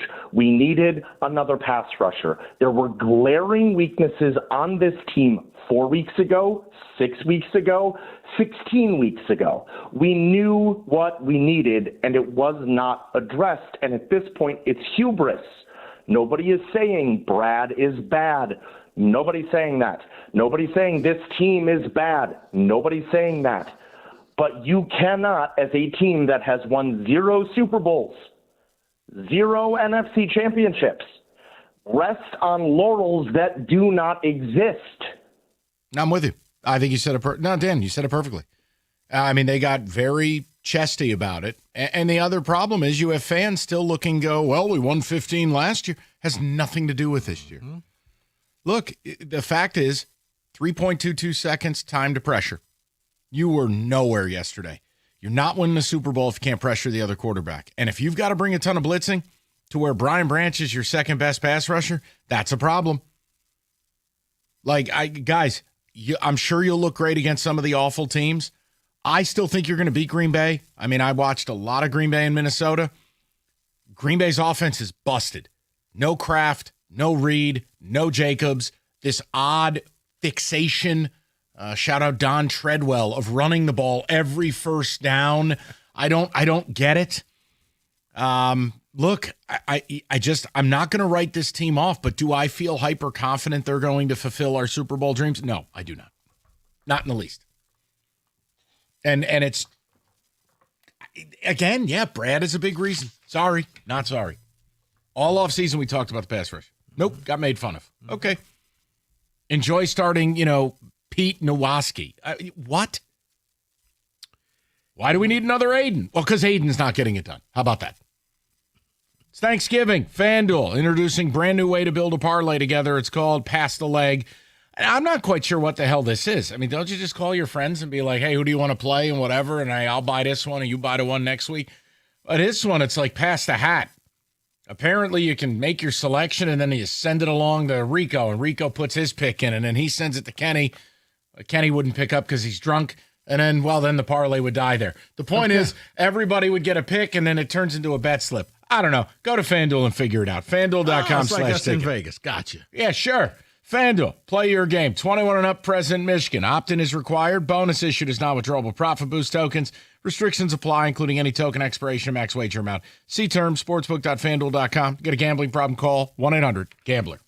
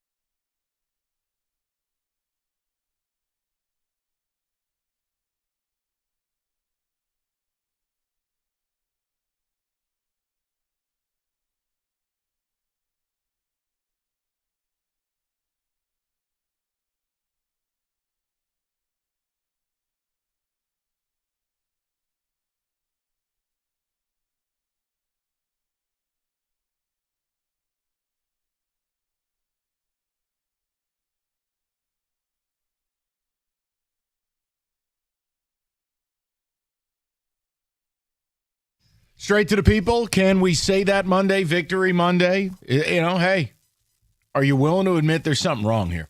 This team's not playing good football. Hey, better to win than lose, no doubt. That loss would have been crippling. But we're talking about like what we actually watched. Let's go to Shane, 97.1. Shane, how you doing, brother? And Shane. Guess not. We'll go over to Jared, 97.1. Jared, how you doing? Hey, how are you guys? Good, Jared. What's going on? Look, I don't know. This is definitely reaching to something is wrong, but realistically, it's been that for the last 6 weeks. I mean, not to just do the binary win and loss of it all, but it has been almost that long since we've had back-to-back wins, and thankfully, we have a shot for that Thursday. But, I mean, at some point, this defense just is who they're telling us they are. Any team with a pulse has been able to move the ball and get yards, and we still don't have a pass rush.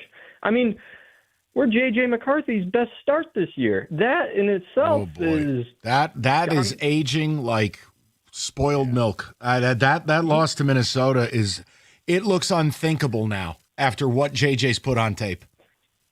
Yeah, and I don't know, man.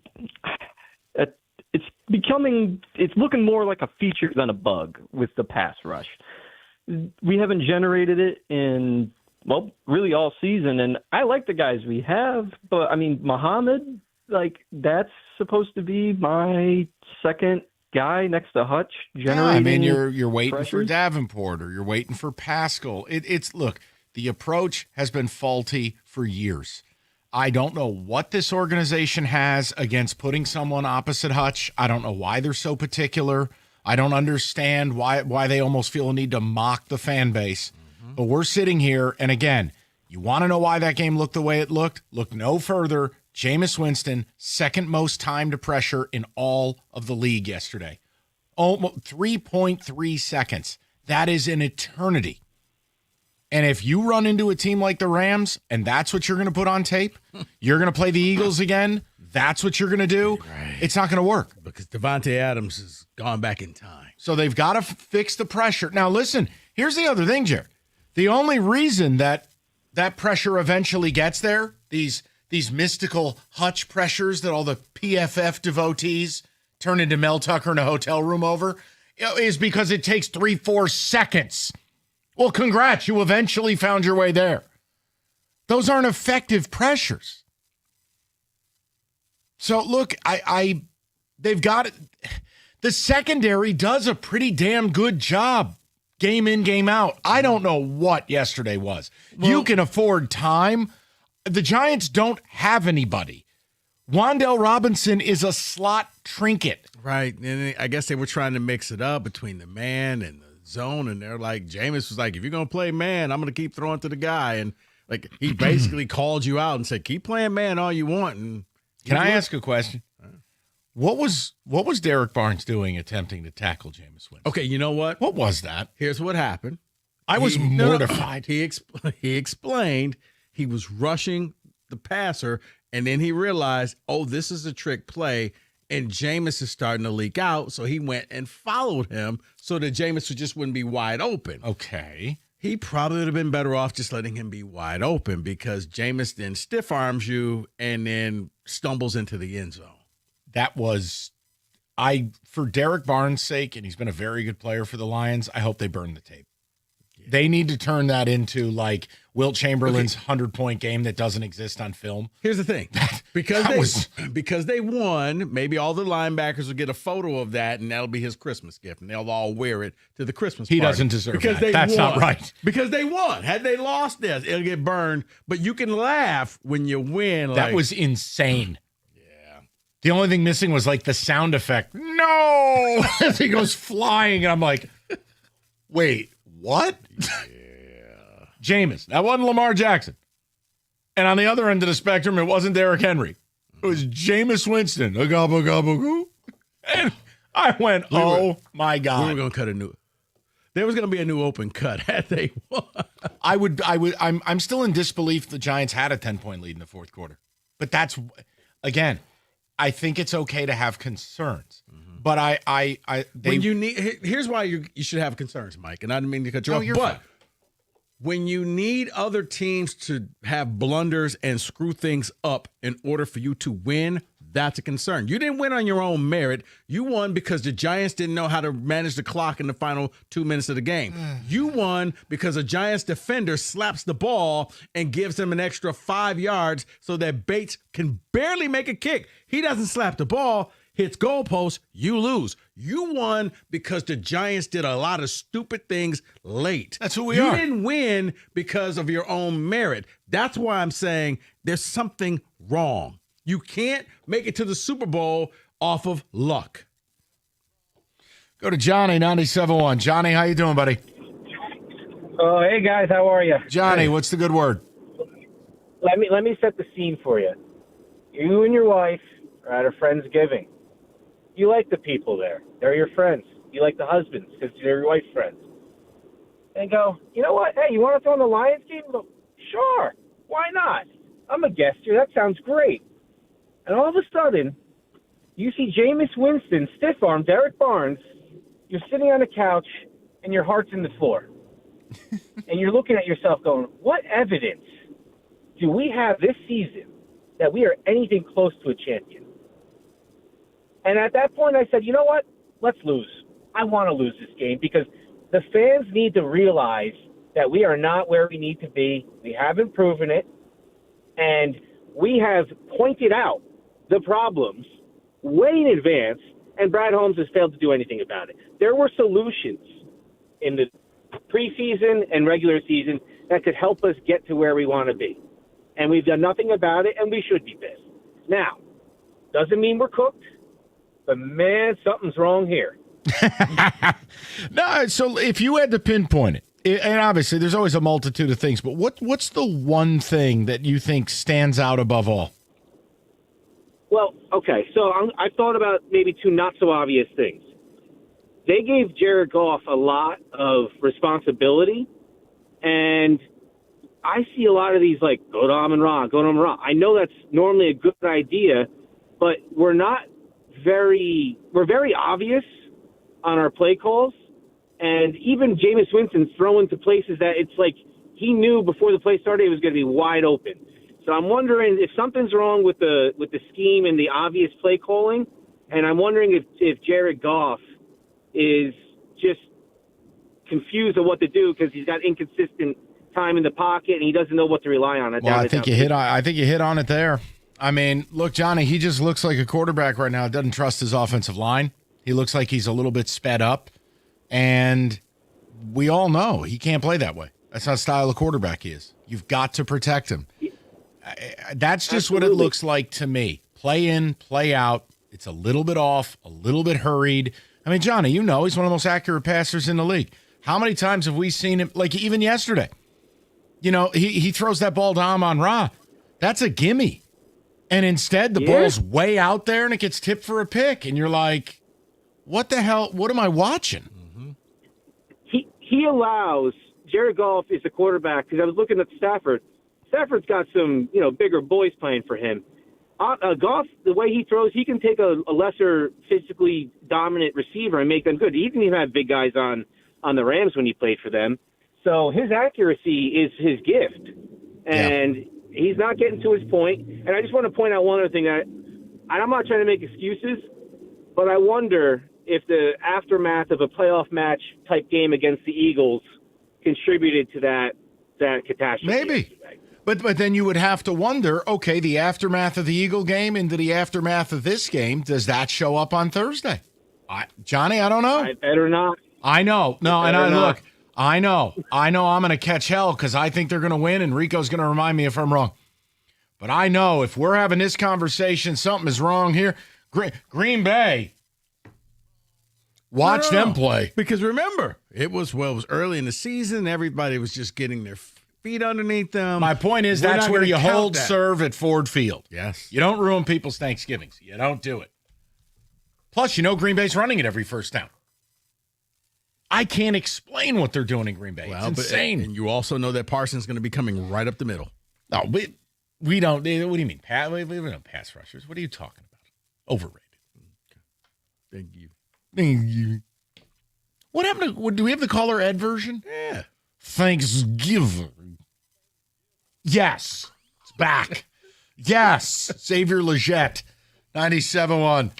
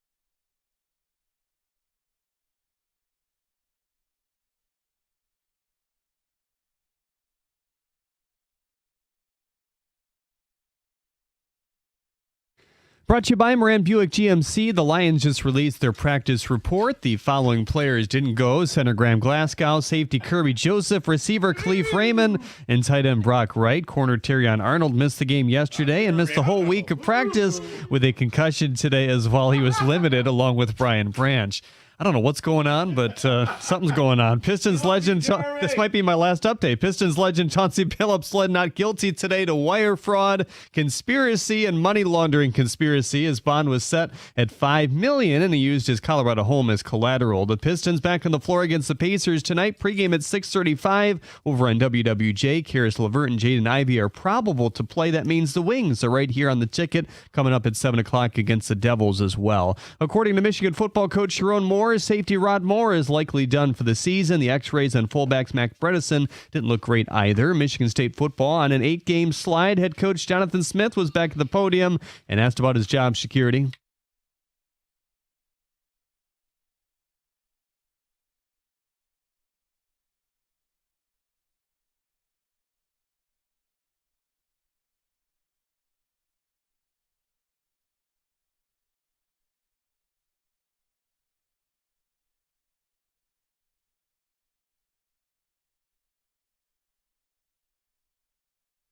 In the latest AP college basketball poll, Michigan remained at number 7, while MSU moved up 6 spots to number 11. Wow. At the Corwell Health Sports Desk, I'm Jeremy Otto. For more, I don't know. Go to 97.1 The Ticket or Odyssey.com. Quick timeout. For who said it? What the hell am I thinking? I'm already at Friday. It's Monday. It's time for Can We Say That?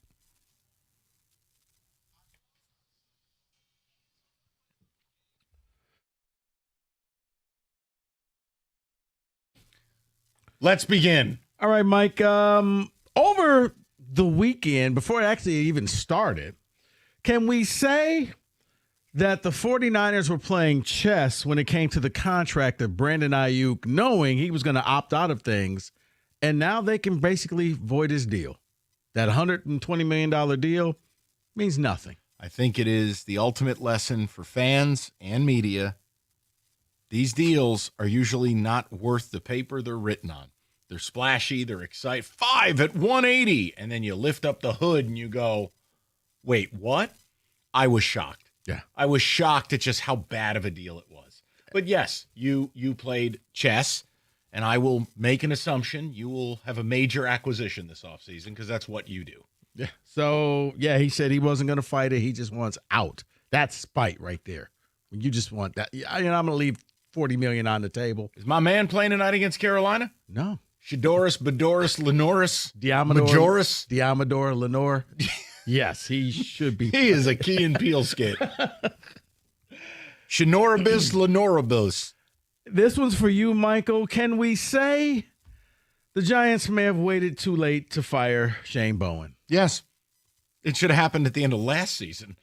That's the 5th blown lead of at least 10 points in a road game this season in the fourth quarter.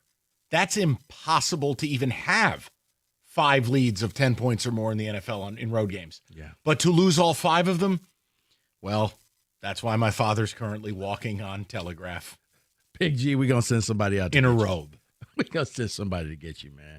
Shouldn't be out there. Yeah, no, it's awful. It's cold out there. It's malfeasance. Were you happy at least? That he's gone? Yeah. Yeah. Be much happier if I find out he has a lifetime of diarrhea or something. Okay. Like, I want him to be at a wedding of someone he holds near and dear, and he bleeps himself uncontrollably. I want him to feel that shame. Shane Bowen is one of the worst defensive coordinators in the history of the National Football League. Okay. Shane Andrew Bowen. Worse than, what is it, Chris Smealand? Chris Smealand is the Antichrist. There is a difference. How dare you? That was John L's D coordinator, Kenny. Kenny's like, Chris who? Yeah. The wristbands. Oh, no. That was part of the infamous rant that Mike did years ago. I got to tell you, Joe Rossi's getting there too, because now it's like I can't unsee it. He's Mark Ryan. No. It's why do you punt? Why do you punt? Special teams. Why do you punt to the best punt returner ever in Iowa history? Because Cooper DeJean didn't break your heart enough a few years ago. Anyway, I digress. I've been allowed. How about Tim Dwight? MSU and Iowa punt returner. Right. Just please. Guy, kick ball out of bounds. See that guy in the third row? Send it to him. Can we say, this is a two-parter, Can we say that Cleveland has finally found their quarterback? No, that's ridiculous. First of all, the game automatically got out of hand. Fumble punt by the Raiders, 7-0 by Junkins. They had a blown cover. Nice ball to Isaiah Bond. I hope you could hit him. No one was near him. The only other play Shedeur made that was worth a damn was a screenplay for 2 yards that went 80. I'm not ready to say it. I think the Raiders comprehensively are approaching Titans level of bad. Who the hell thought this was a good idea with Pete Carroll? Well, I think they've quit because, well, we'll actually get to that in a second. But let me give you the second part to this. Can we say that Shedeur Sanders just makes it hard to just be happy for him? Yes. Because he has to come out and talk about, well, I'm not going to give you haters anything. Like, Yeah, I know. dude, you know what? I don't care. It's fine. Listen, I mean, they did a good job rolling him out. He didn't hold on to the football as long as he normally does. Full marks there. But no, I'm not. I'm sorry, but I watched some of that game. The Raiders are just an unserious product. Okay, fine. Okay. Let's go back to the Raiders then. Whoa. Can we say Chip Kelly is done? Or does he go back to college? Done. He doesn't want to recruit. He's done. It's over. He lived a great life. Well, actually, wait, he's not dead. He's going to go enjoy whatever he enjoys in life because he won't be coaching anymore. It's over. Yeah, I mean, I didn't know if he wanted to go back to college, but yeah, the Raiders fired him to either today or yesterday. So yeah. And again, 10 sacks, 38 pressures. I mean, give me a break. Come on. Schematically do better. You talked about the zombie Niners, Mike. Can we say the Chiefs are back? Yep. I mean, they're and script writers even screwed the Chiefs over for a couple of play calls. Yeah. They had a touchdown call back that they're like, Gino was like, Sterritor was like, that's actually not a penalty. They should have challenged that. Look, fourth quarter and overtime, they outgained the Colts 255 yards to like 2. They rallied up. They made all the plays. Mahomes had to sling it around the yard. I mean, it was a championship response. They were at home. They were desperate, and they were down by double figures. And they rallied up against the playoff team. I got to respect it. I still don't know that they're going to get home, but that was a season-saving effort. And, yeah, it is. It's a championship DNA thing. Like, a lot of teams would not have responded there. They were going, well, it's happening again. We're done. Can we say that the Colts have hit their ceiling? Yes. They're fun. They're a good team. Might win a wild card round game. But that's the extent of it. Like, they're not a Super Bowl team, and you're seeing it when the pressure happens, when they can't run the football. Daniel Jones turns into a far lesser version of what we saw earlier this year. He's just not capable. You know, we talk about Goff not handling pressure, or if you don't have a running game, Jared Goff won't be Goff. Right. Goff's a superior version of Danny Dimes. A way superior version. The point is, this is their limiter. Their quarterback needs to have everything right. And as you're seeing it, Chiefs took away the run game. You've seen the pressure. You've seen the turnovers happen. And when the chips are down, Daniel Jones is not going to power you to wins. Not in December and January. Exactly. Can we say the Cowboys may be a playoff team? Cookies got mad when I said it before the Eagle game. Look at what Jerry's done. We like to make fun of him. Lord knows I do. But Javonte Williams might be one of the 5 best free agent signings of the year. They got a power running game. They've rebuilt the offensive line. It's not Tyron Smith and Zach Martin anymore. You know, they've drafted all these guys, and look at their weapons. The Pickens move, CD, even their tight end Ferguson, the running game.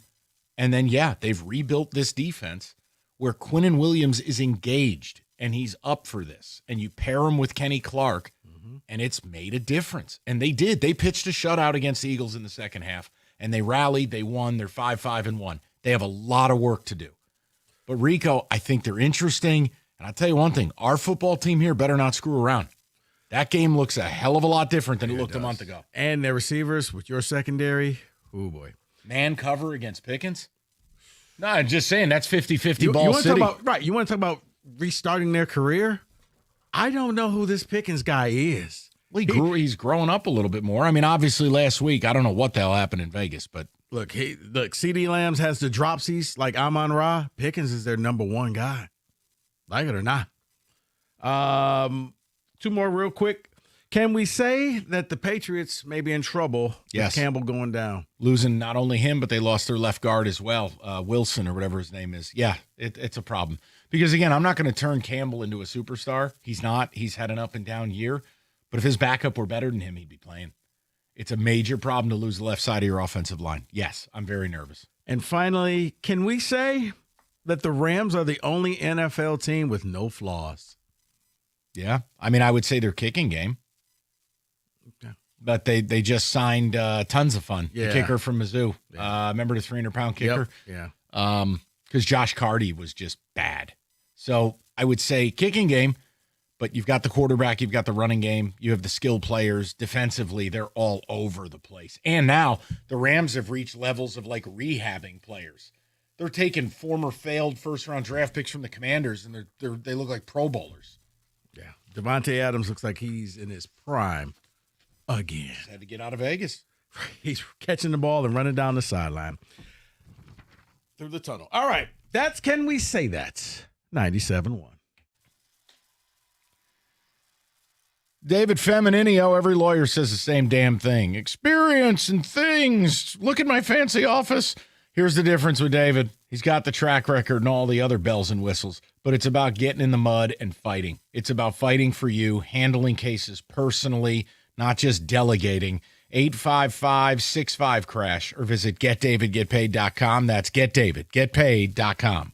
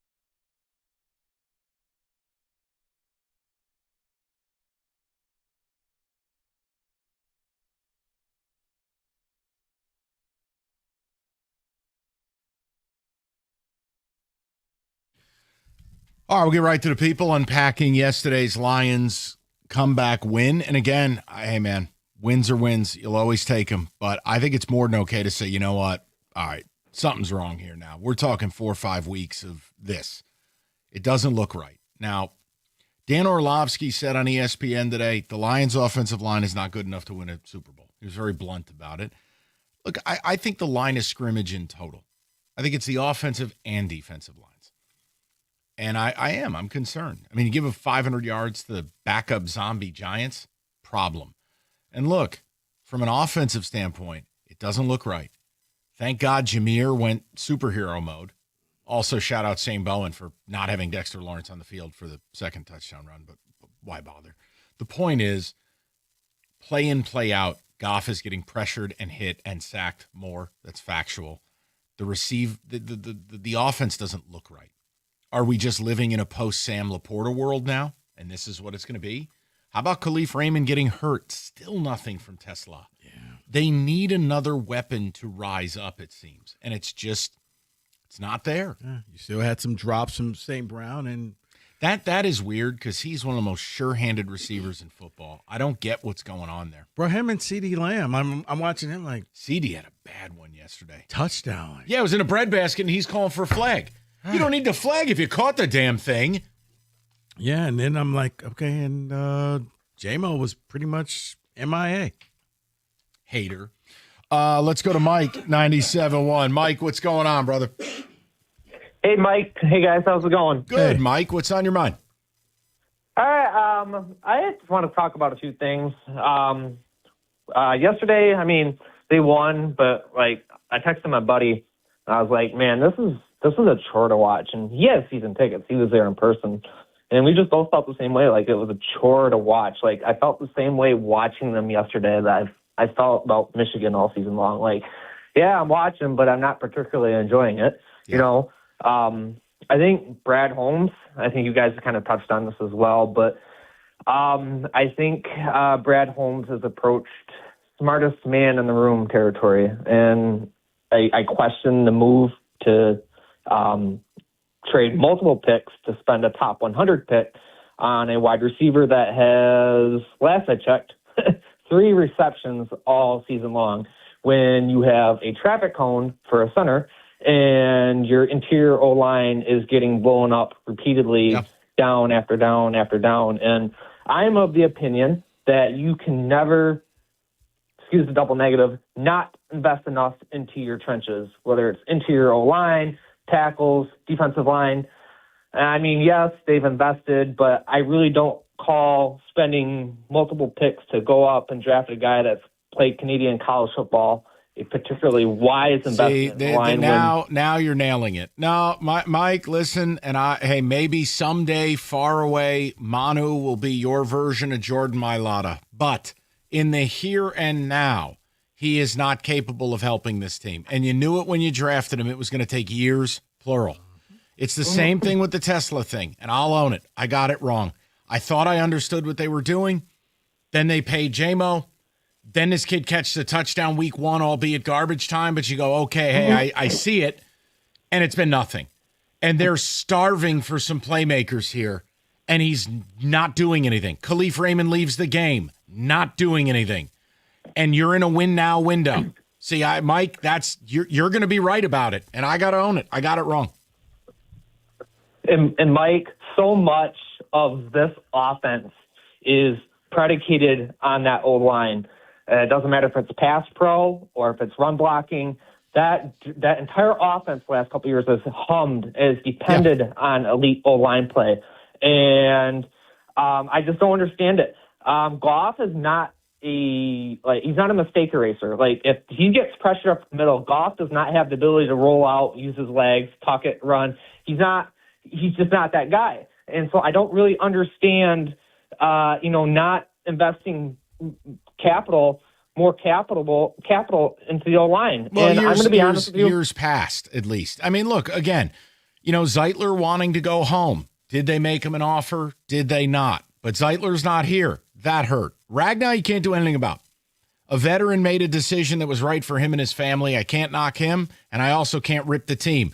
You aren't going to find an all-pro center. To your point, though, had you done this a year ago, when anyone remotely plugged in knew Ragnow was considering retirement 2 years ago, that was the time. And you're right. You drafted essentially a potential fake person. Like, is Manu a real person or is he an idea? You know, we saw him in Cincy, and that didn't go well. Like, you can't do the luxury pick thing in a win now window. And again, Jordan Mailata was a 7th-round draft pick. It's probably a bad comp for me to do the Manu thing with that because he was, what, a 3rd, a 4th, whatever the hell it was? Yeah, Mike, some of the mid-round picks are biting you in the ass a little bit. A backup QB, a dead body in Broderick Martin, Manu, 3 picks for Tesla. Yeah, somewhere in that collection of picks, there could have been a player that'd be helping you right now. So you're not wrong. I hope like hell the Tesla thing turns around because they could use him. With Laporta out, Raymond's dinged up now. I don't know. They need more. And I think Tesla, if he actually shows up, will be a new wrinkle for the final 6 weeks that now teams will have to be like, okay, and we have to game plan for this. But guy he's also a big-bodied receiver that you'd like to think we could get some back shoulder. You could get some 50-50 red zone-centric stuff. I'm starting to believe that maybe he was just that one-handed catch guy, and that's his one trick that he knows. Don't say that. Come on. Don't leave Team Tesla yet. Okay. Come on, buddy. I just need to see something. Let me bring you a dessert menu. Don't get up from the table yet. Come on.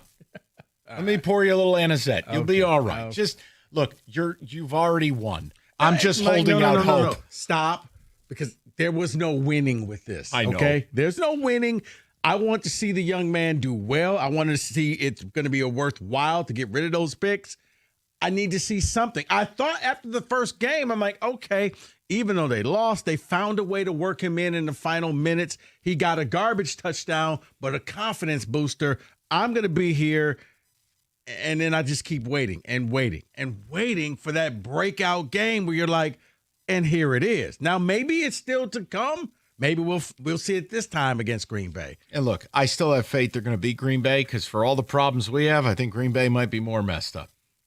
They might. Their offense is busted. Their offense is busted, Mike. But if that offense shows out, turn out the lights. No. See, I don't think they need to turn out. I think you'll see exactly what you saw against Minnesota. They'll score 23 points. They'll kick like 5 field goals, score 1 touchdown or so. You can't give them short fields. You can't have that defensive line of Green Bay dictate and cause you to have turnovers. At least I'll say this. Campbell didn't really go for it a lot in this game. He kind of learned his lesson and just going to go ahead and punt that ball, even though it was the Giants, and I'm sure the temptation was there. You can't give Green Bay a short field because they'll kick a field goal because they know the offense is bad. Yeah. No, look, I also have a hard time believing Green Bay is going to sweep the season series. They got him at Lambeau. They got him week 1. Now, look, maybe the Lions were distracted yesterday. Not that that's absolving what went down, but Thursday's kind of a chips to the middle of the table game. You got to have this if you're going to win this division. I know, but I just don't like the fact that Parsons is going to move around to find a weak link. He's just going to look at, okay, who's scared? You. I'm coming after you. You're not wrong.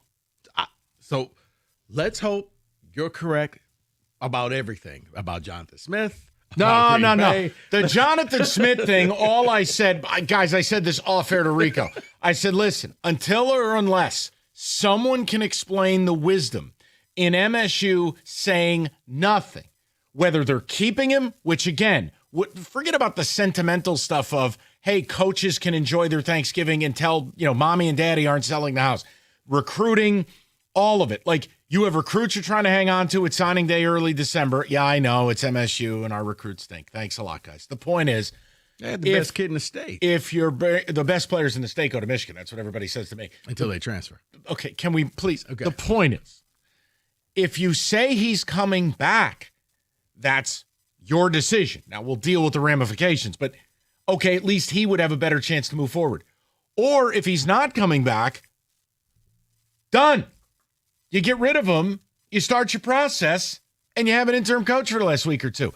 How they allowed that man to get up at a press conference today, be asked routinely about, have you been told about your future? No.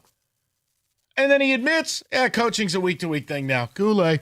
Like, I've never seen anything Seriously, like this. I mean, seriously, he walks up to the Scandalaris building, it's his gate card on the thing, reader, and the light turned green. So just I have a job. If someone can tell me the wisdom in the nothingness, I'm not going to freak out that he's coming back. I don't know what else I can say. I got you. If he was coming back, you'd say it. True or false? Yeah. Or you would hint heavily like, guys, how about we talk about this next offseason when I'm back? After the Egg Bowl. Right. 97-1. Okay. So yesterday, I'm watching this Lions-Giants game that we're talking about down in the basement, built for me by Matrix Basement. They took a totally unfinished basement, and guys, they tricked it out. They could do the exact same thing for you. As a matter of fact, if you're contemplating whether you want to get this done, you keep hearing me talking about mine. I'm telling you, the time is now because Matrix Basements, they're offering the Build Now, Pay Later program. Exactly. No interest, no payments for 2 years, 24 months. You could be enjoying your new basement. You could be watching the Final Four in your new basement if you get started right now. Go to matrixbasements.com. Get the free consultation. They'll come up with a design plan and let them start building. Why? Because it's 24 months of absolutely zero payments, zero interest. That's it. Build now, pay later, and enjoy your beautiful new basement with Matrix Basements a whole lot sooner.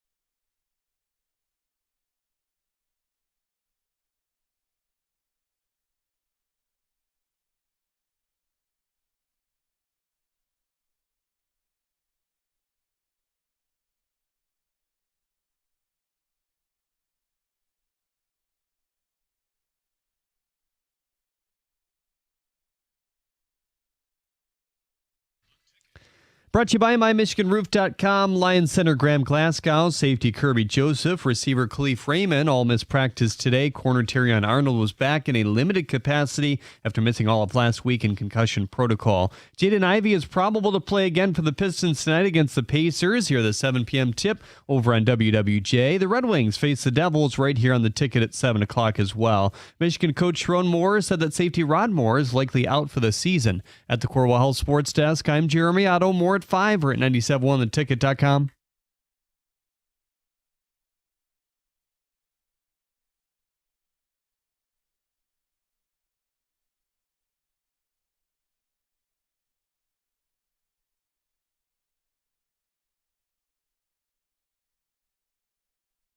All right, Kenny, ticket text real quick. We'll get back to the people.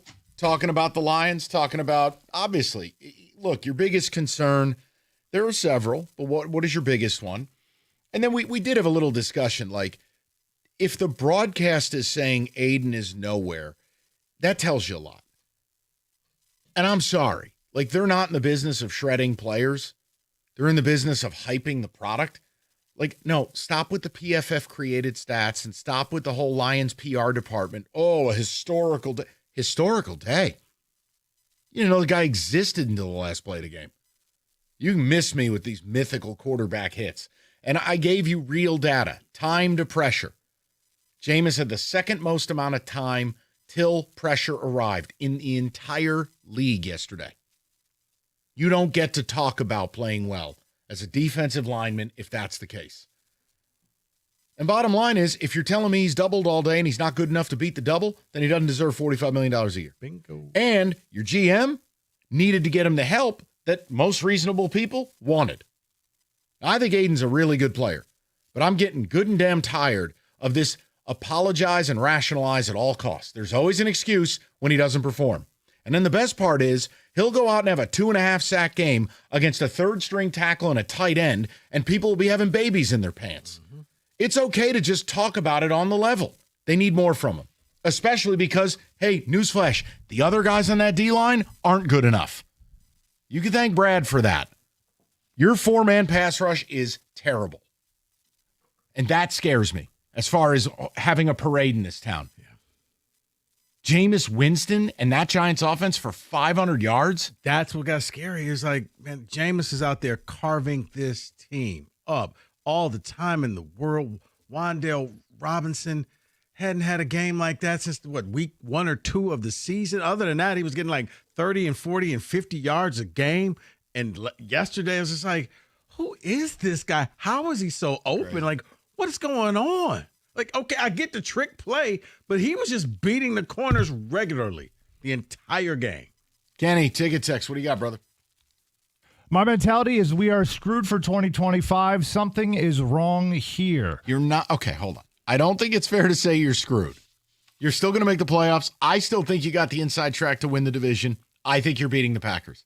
I do have doubts that you're going to win 4 playoff games and win a Super Bowl. Now, if that's your definition of screwed, okay. Screwed would be you're about to collapse. Now, if you lost to the Giants, we're having a way different conversation. No, I mean, I guess it's like screwed could be the Minnesota Vikings. No. The Vikings are screwed for 2025. Yeah, they are. The Titans, they're screwed for 2025. Ready for this? Since the year 2000, I had this sent to me. This is a choice cut right here. Okay. Since the year 2000, there have been 852 quarterbacks with enough qualified throws to be ranked in expected EPA per pass. Okay? What you get out of each pass play. Do you know where J.J. McCarthy ranks on that list? I'm going to just shoot for the moon and say dead last. Second to last. Do you know the only quarterback worse than J.J. McCarthy since 2000 with enough qualified throws in passing EPA? Think purple drink. Oh, LSU.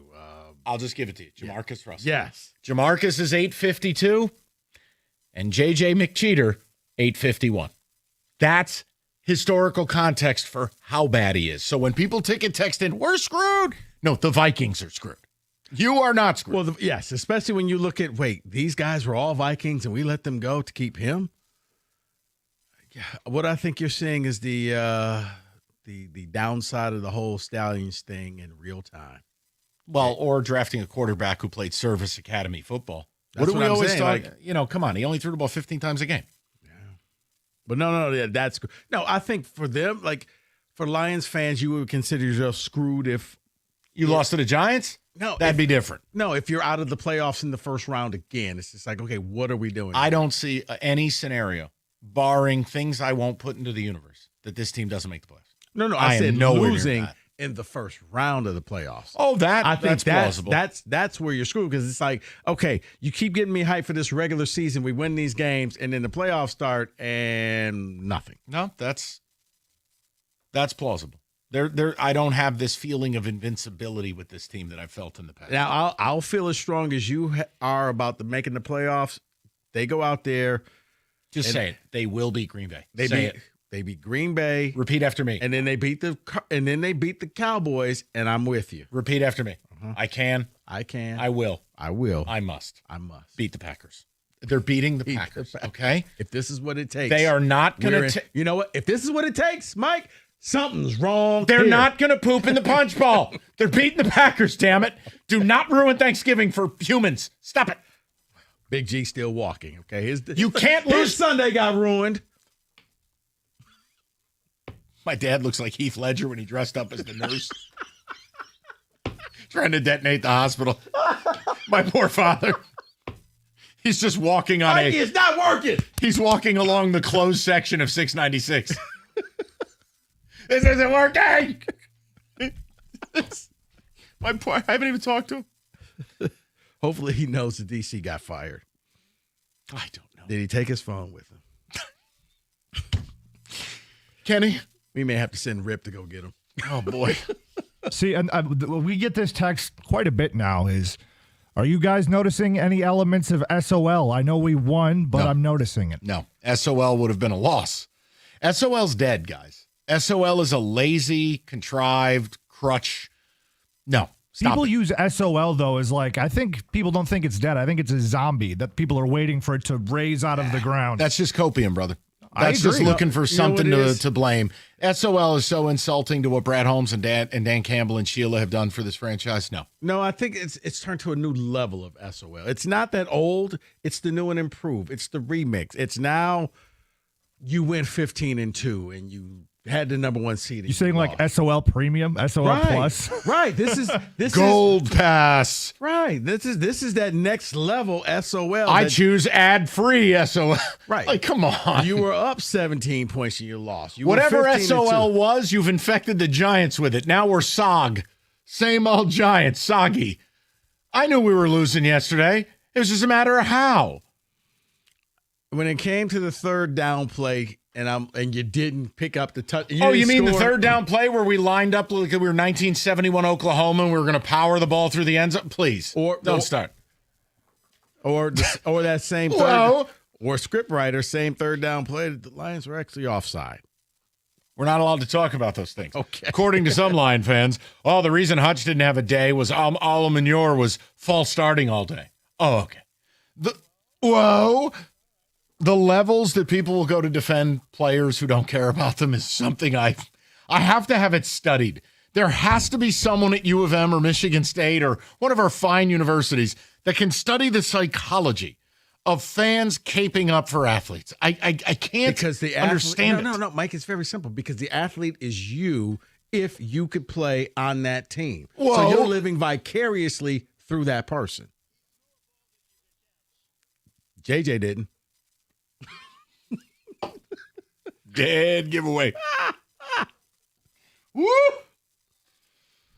And by the way, you lost to him. 248-539-9797. We get with the people. We've got more. Can we say that on a Lions Victory Monday? It's football season. Don't show up to game day, especially if you're a Spartan fan. Boycott the Maryland game. It's Moran Buick GMC. But I got us seats, man. Don't for care. Your birthday. If you go to that game, you're saying you hate your family. Right now, Lisa 26 GMC Sierra, $199 a month. Or drive the opposite way of Ford Field for MSU in Maryland in a 25 Buick Envista. $279 a month. Both deals $9.99 down. Inventory rolls in daily. MoranExpress.com. They have got you covered. Certified service as well. So whether you're loading up to do something other than watch MSU or you're heading north for hunting season, whatever, Moran Buick GMC has you covered. On Telegraph, just north Eureka and Taylor, or online anytime. MoranExpress.com. It's Moran Buick GMC. We are professional grade.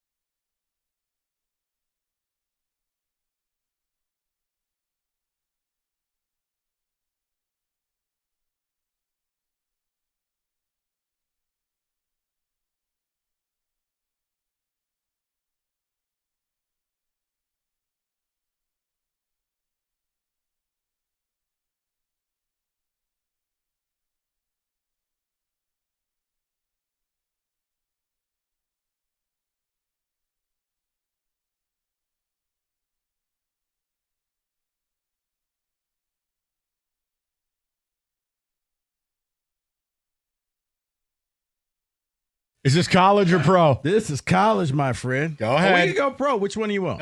Go college just because today is so much lines. Go ahead. You know what, Mike? Since you had that little drop, give me the Jonathan Smith drop again. Can we say Jonathan Smith has ushered in probably the worst period of Michigan State football in the history since I've been following them. Yes. Full stop. I have nothing else to add. Okay. I mean, when you look at this, every coach, whether it's John L. Smith, whether it's Tucker, whether it's Bobby Williams, getting carried off at the bowl game, Mike. Where Boo Boo Thompson wouldn't put his socks on at the Citrus Bowl. But at least every coach had a couple of victories or a victory that you're like, yeah, I'm proud of that game. No. Boston College, A double overtime. one-win team. Here's what I would tell you, and none of us have a clue what's going on because apparently we've hired Batman, who's part Bateman. It just makes no sense to say nothing. Either way, if you were bringing him back, say it so they can more effectively, please don't laugh your balls off, more effectively recruit. Or you fire the guy and you effectively start your search. To say nothing benefits no one. Correct. Because when asked today at the press conference, Smith said that's always a solid question and says nothing about has been communicated to him one way or the other from MSU leadership. Yeah, I question the term leadership. I do too. It's a terrible job. If you're going to bring the guy back, say it. If you're going to let him go, say it. It does. Silence benefits no one. Because here's the thing, and then I'll move on.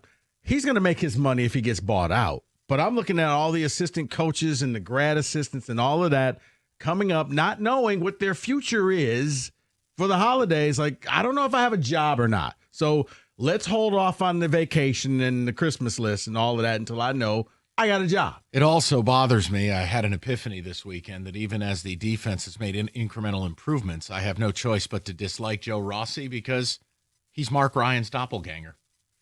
And I just can't He's not tolerate Mark that. Ryan's doppelganger. Yeah, he is. No, he's not. Yeah, he is. And all I could see on the move TV on. was, We're going to move on. You will not.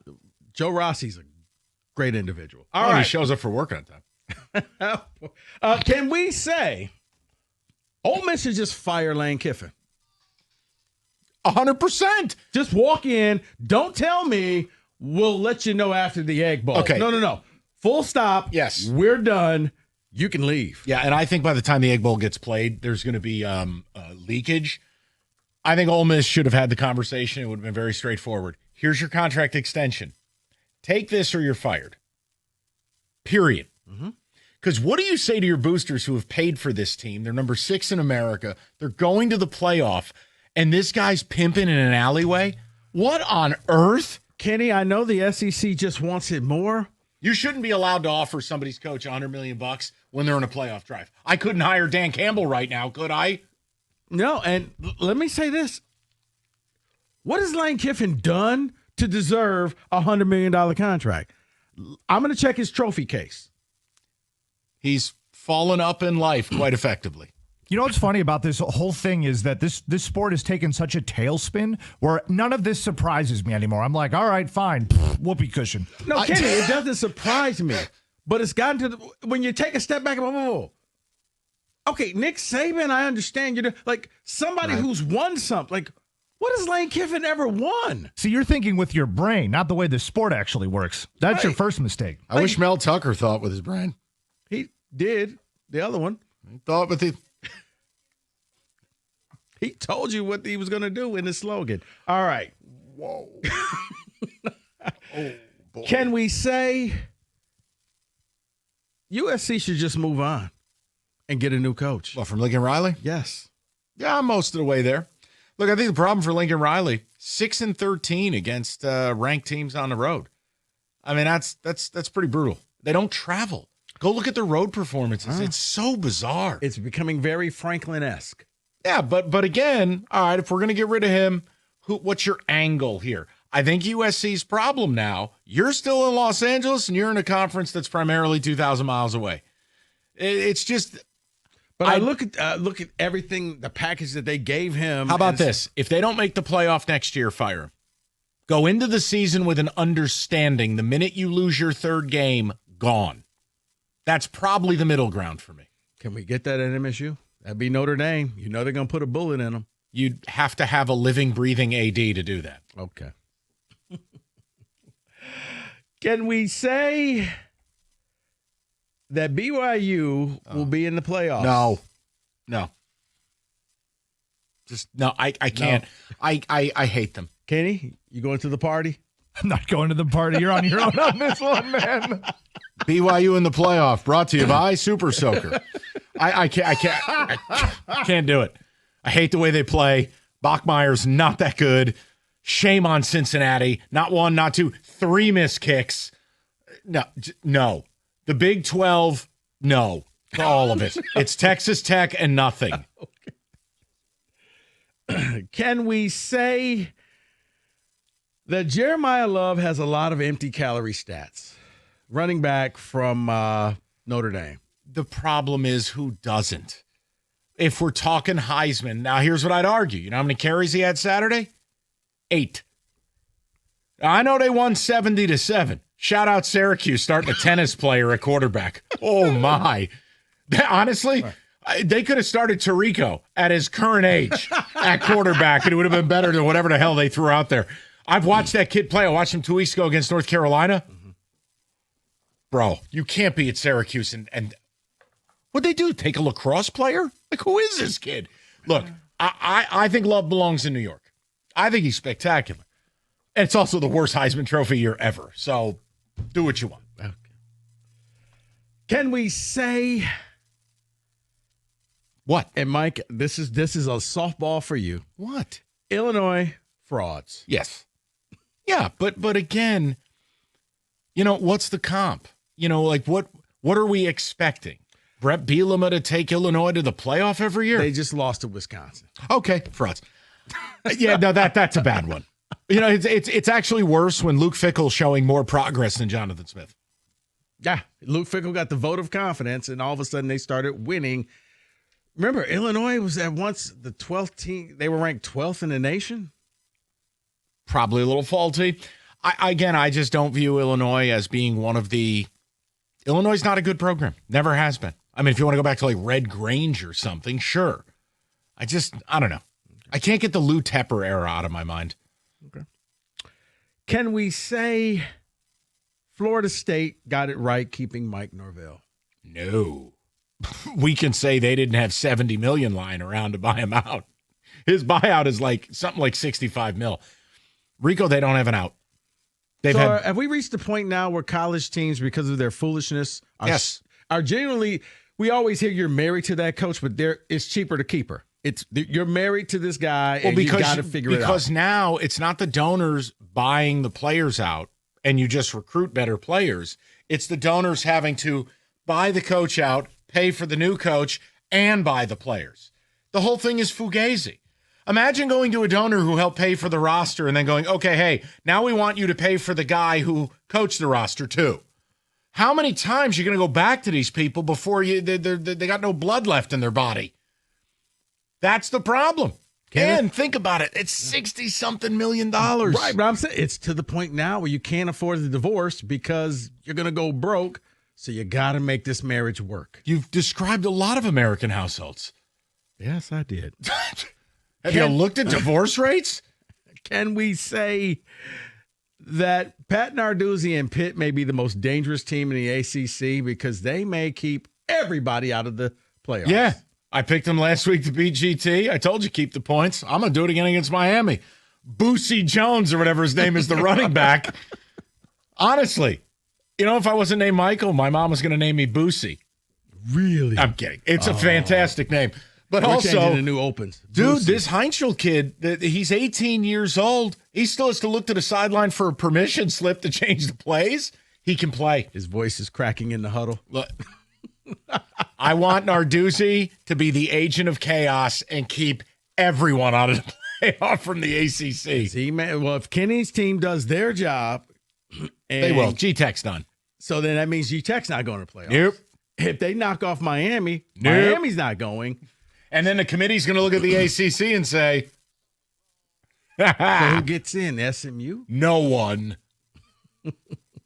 In Mike's ideal playoffs, nobody gets in the playoffs. Nope. Nope.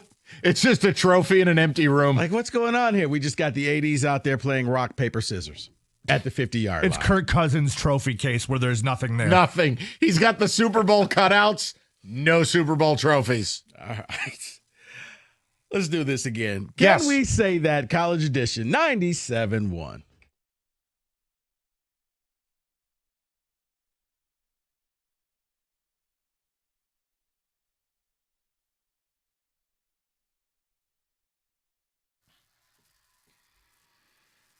November, football season, unless you're a State fan. Tailgates, hunting trips, all kinds of great stuff. Red Tag sales event right now at Moran Chevrolet, Michigan's #1 selling Chevy dealer.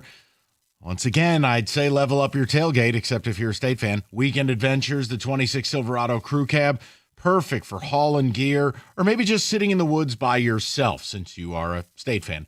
$189 a month, zero down.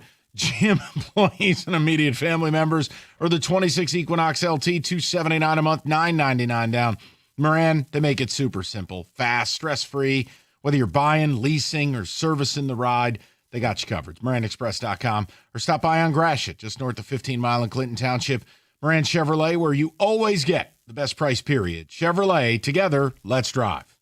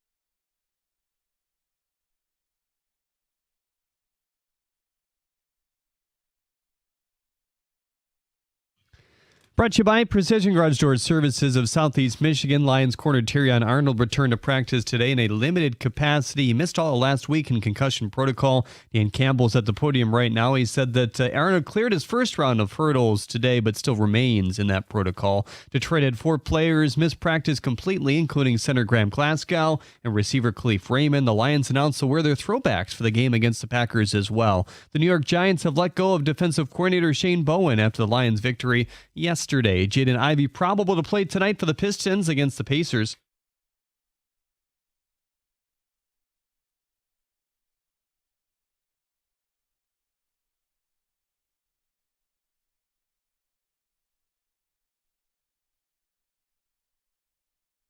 You can hear the 7 p.m. tip-off over on WWJ as Detroit looks to tie a franchise record of 13 straight wins. Detroit rapper G-Mac Cash tweeted that he's landed a deal with FanDuel Sports Network that'll play his Pistons Won Again song after every win. Trailblazers coach and Pistons legend Chauncey Billups has pled not guilty to a variety of charges relating to the alleged rigged poker games he was involved with. Meanwhile, the Red Wings face the Devils on the road tonight. Here on the ticket at 7 o'clock as well. Michigan State football coach Jonathan Smith was back at the podium today. He was asked how confident he and the staff would be to return next season. He said it was a solid question. He also said they're hopeful Aiden Childs is cleared to play for this Saturday's game. Michigan coach Jerome Morris said that safety Rod Moore is likely out for the season. And in the latest AP college basketball poll, Michigan remained at number 7, while MSU moved up 6 spots to 11. At the Corwell Health Sports Desk, I'm Jeremy Otto. For more, go to 97.1 The Ticket or Odyssey.com.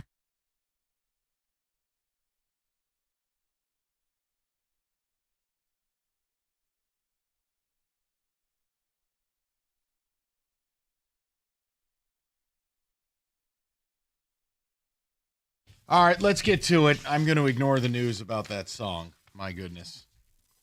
Pistons won again? I mean, they do. I mean, they're playing great ball, but yeah, that I could do without the whole, what do we just change the name of the team and it's a song? Yep.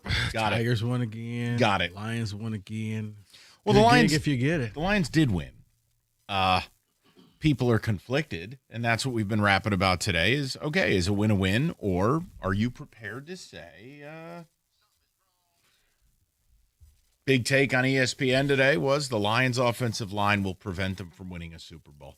I think it's more than that. The offense at large, something's not right. Defensively, letting Jameis Winston and the ragtag Giants put up 500 yards? No. But we wanted your guys' opinion because, look, the win in the win column is going to look the same regardless, but we all watched what we watched. And they haven't played high-level football in weeks, plural. Like, starting at that Kansas City game and look at every game in between. You know, it's indefensible. So at some point, they have to put this together and start playing at a higher level, and it has to happen Thursday. Look, I still believe you're beating the Pack because the Packers have a lot of problems, just like you. I mean, offensively, they're down their best offensive weapon in Tucker Kraft. You're down Sam Laporta. They're down Josh Jacobs. You know, you're down a guard. The point is, the offense doesn't look right. The defense at times is dominant, and then at other times, you see what you saw yesterday. I don't know, man. Can I say this, Mike? I was leaning towards your side of, yeah, you're going to probably handle the Packers. But then I saw you couldn't handle Jameis Winston. And I do think Jordan Love is a little better than Jameis Winston. You lost to J.J. McCarthy. That calls into question everything. That was a fever dream that never happened. So I wanted to have the conversation with you guys. And yeah, we did do a sidebar. You know, this Aiden stuff has got to stop. You know, come on. I mean, at a certain point, it's okay to just say he didn't have a good day at the office. But he had the game-clinching sack. Yeah, after about 5 seconds and running back into the play, he did nothing yesterday. And it's okay to say it. Oh, but Lions PR tells me he had 7 million quarterback hits. Did you sure about that? You sure about that? A quarterback hit when you throw for a 50-yard touchdown, you know what? I'm going to call that a wash. Also, Jameis Winston had the second most time to pressure yesterday, meaning he had the second most time in the league before anybody got near him. I don't want to hear about somebody having a good game. Defensively, whether it's Aiden or his running mates, that D-line is actually a big concern for me. And Aleem McNeil, I understand they moonlighted him a little bit. played him out at end. Maybe they want to get Tyleek on the field a little more, but Aleem is not impacting the football game in the ways we need and expect. So, look, it's up to you guys. You tell me where you're at with it. The Packers are coming to town. Yeah, I mean, if you want to win the division, must win. You can't lose divisional games this time of year, especially when you're in a trail position. And while I don't believe the Bears are going to get home, yes, they won again. You know, the Bears' schedule, they play you. They're going to play the Pack twice. They're going to go to Philly on Black Friday, this Friday, rather. So the Bears can show me. I don't believe the Bears will be there at the end. It's you and it's Green Bay. And if you get swept by Green Bay, no, I don't think you're winning the division. But I also don't think you're losing Thursday. So I just, there's so much to unpack. You guys tell us where you're at. But what I'm not going to listen to is, well, we won 15 games last year. Nobody cares. Talk about the team that's on the field now. You can't play that way and win games in December. You can't play the way you've played basically the last 6 weeks and expect to win games of consequence. I am expecting better Thursday. Well, ironically, Mike, it almost feels like you're still running the same game plan offensively and defensively from last year, and I think teams have caught up and like, it can't be this simple, can it? Yeah, it is. It looks like you haven't changed much. Now, I thought maybe with Dan Campbell taking over the play calling, that would be a difference. But now I'm feeling like, Dan, maybe you should give it back to No. Nah, I'm good with Campbell calling the plays, but it's why I caution people against the Commanders is like, be careful. So now the last 2 weeks, you've gotten a look at what it looks like. Not optimal. The Green Bay game's what I need to see. If this offense struggles and looks terrible and they're not able to find holes in the zone that Green Bay wants to run, then, Rico, we can have all kinds of conversations. I think the other thing that's interesting, too, is just they're looking for weapons. They're looking for ways to get this offense kind of cranked up. Tesla is still nowhere. And even when Khalif went down, it's not like Tesla was a part of any of it. Jahmyr Gibbs had 2 explosive runs where no one touched him. And because for everybody who told me, he's going to take over, and Tim Patrick who? Yeah, I'm guilty right here. Tim Patrick made plays. Guilty. Me. Guilty. Let's go to Jason, or Aaron, rather, 97.1. Aaron, how you doing? Hey, I'm doing really well. Thanks, Mike and Rico, both for your time. I'm going to do this as a can we say that? Can we say that because the Pistons are the best team in the East and they are still part of a bunch of rumors regarding stars and all-stars and superstars that Brad Holmes has screwed this up over the last 30 months, and that maybe when they get to the Coney Island the next time, Trajan Langdon should be running the meeting because he's got his chandelier out and the other GMs are trying to screw a bare light bulb into a bulb in the ceiling of a dark basement.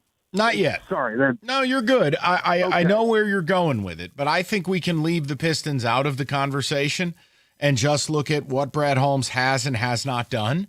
And I think you've got credibility to say, look, I think there have been some missteps. They're costing us right now. And look, if this team goes out, loses in the wild card round again, oh yeah, no, you're and the Pistons are in the Eastern Conference Finals, sure. But go ahead. No, I just see a vast difference between the 3 other GMs and what Trajan Langdon is rumored to be doing. Well, there's the key. And so the rumors are fun, but we got to turn it into actualizing it. So Aaron, I'm with you. The thing is, the reason I bring it up, Mike, is because for the Tigers and the Lions and the Red Wings, you have said multiple times, we just need to hear that we made an offer that somebody turned down. Yep. And the Pistons are doing that now, and the Lions haven't, and the other teams haven't. So it just is so frustrating to see this team that could be so much better having given up those opportunities. Aaron, I got more faith in the Pistons going to the Eastern Conference Finals than I do the Lions going to the NFC title game. So, again, different sports, different circumstance. But, yeah, I mean, the Pistons, it's not fake. It's real. America's favorite place to watch football, Stadium Swim, located Circa Resort and Casino. All the biggest games, best viewing experience, and it's built for you, the fans. 6 pools, 3 levels. Perfect view of the big screen. Circa Resort and Casino, right in the heart of Las Vegas. Book your spot today at circalasvegas.com.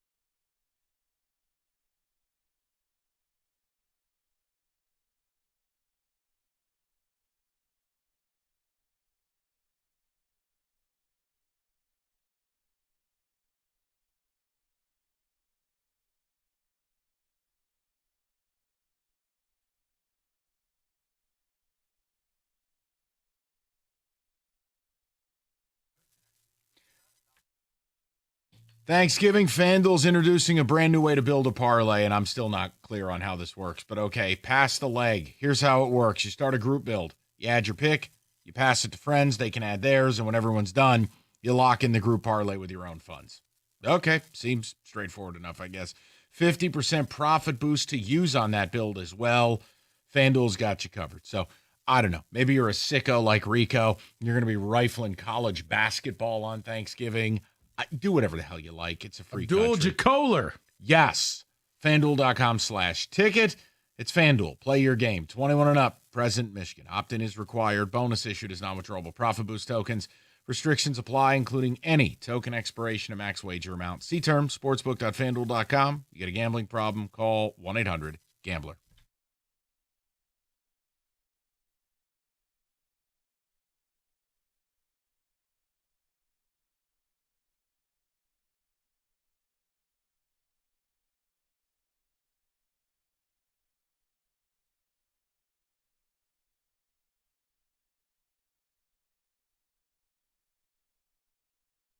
All right, let's get right to the people. I know we bloviated too long that segment. I apologize. We'll go to Charlie, 97.1. Hello, Charlie. Gentlemen, good afternoon. I really have so many thoughts about this game, but what I want to try to frame it with, and I'm going to try an exercise here with you guys. Hopefully it helps. I'm going to just call the gentleman by his jersey number 97 for the Detroit Lions. And you brought it up, I forget if it was on your pod or whatever, but you brought up Abdul Carter's time to pressure number. And it made me wonder what Aiden's was. And then I watched Sunday, and I watched Mike Kafka, who's trying to fight for his professional career, like wants to follow that kind of offensive genius kind of, arc. And I watched them utilize several deep dropbacks with Jameis Winston, which allowed, in the presence of the middle of our defensive line not generating the push that we're typically accustomed to seeing from them. McNeil is a very large human coming back from an ACL. I don't mean to point a finger at him, but if you simultaneously have one edge that likes to run behind the quarterback and you have a middle that's not pushing the line, you create an opportunity where if you set a deep play action, you can let Aiden chase that guy where he typically is, but it allows the quarterback to step into that throw. And I think LaFleur in Green Bay is looking at that film, and I think that he sees, I have a quarterback who has a propensity to throw off the back foot, get himself in trouble, but I'm playing a team that doesn't generate any pressure. So you bet your bottom dollar I'm going to hammer the ball up the middle, and I'm going to run play action. I'm going to let Jordan Love get even farther away from the line of scrimmage, and I'm going to let him step into some things because I know that 97, if his spin move doesn't work, he's trying to run to the opponent's end zone and then come back and get the guy. And we've seen it week after week. And I respect him as a man. I respect him as a player. I asked the organization, to let him play one season with 2 functioning legs before they repaid him. They didn't go that route. For me, it personally sours that we're juxtaposing these extensions with no trade deadline moves. For me, that comes a bit sour. It leaves a sour taste in my mouth that we allocated all these funds early in rookie contracts and we're not seeing the flexibility on trade deadline day. We're seeing it on draft day. And I think as a fan, someone who watches a team struggle against the Giants, and I'm really happy they won. Don't get me wrong. No doubt. I watched Philly choke one away against Dallas. Every team is subject to getting popped every week. I get it.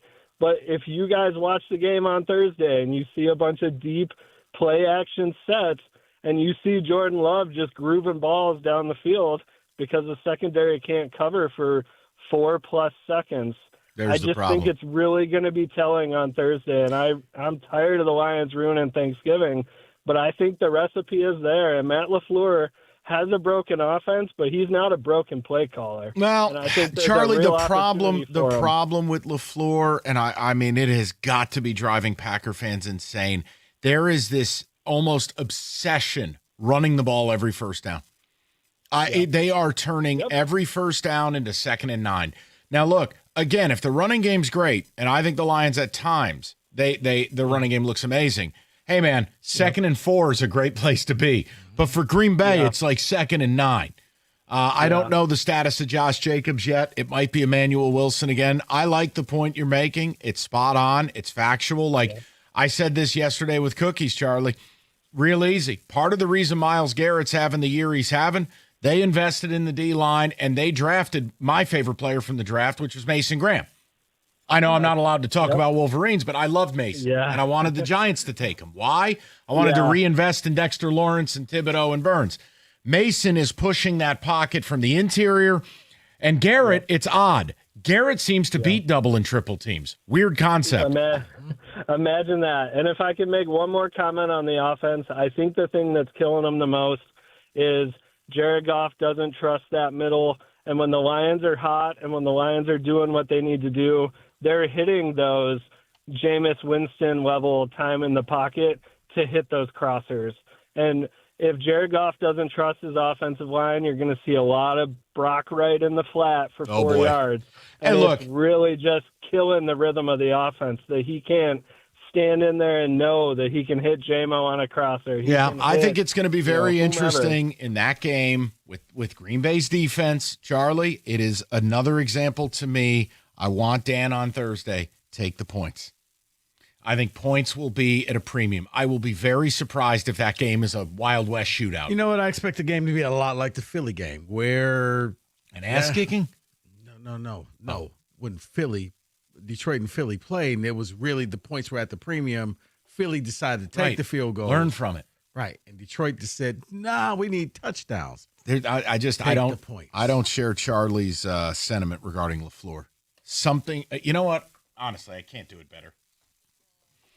It feels like they need a different play caller in Green Bay, but he's trying to. You know what, Mike? It's like he wants his way of play calling to work in spite, because people keep saying it's not working. I'll show you it'll work, and he's doubling and tripling down. It's like, dude, what are we doing, Coach? I mean, one of these times I expect Love to just be like, you know what, F it. I'm gonna just draw some plays in the dirt, but we're gonna run these plays. Here's the other problem.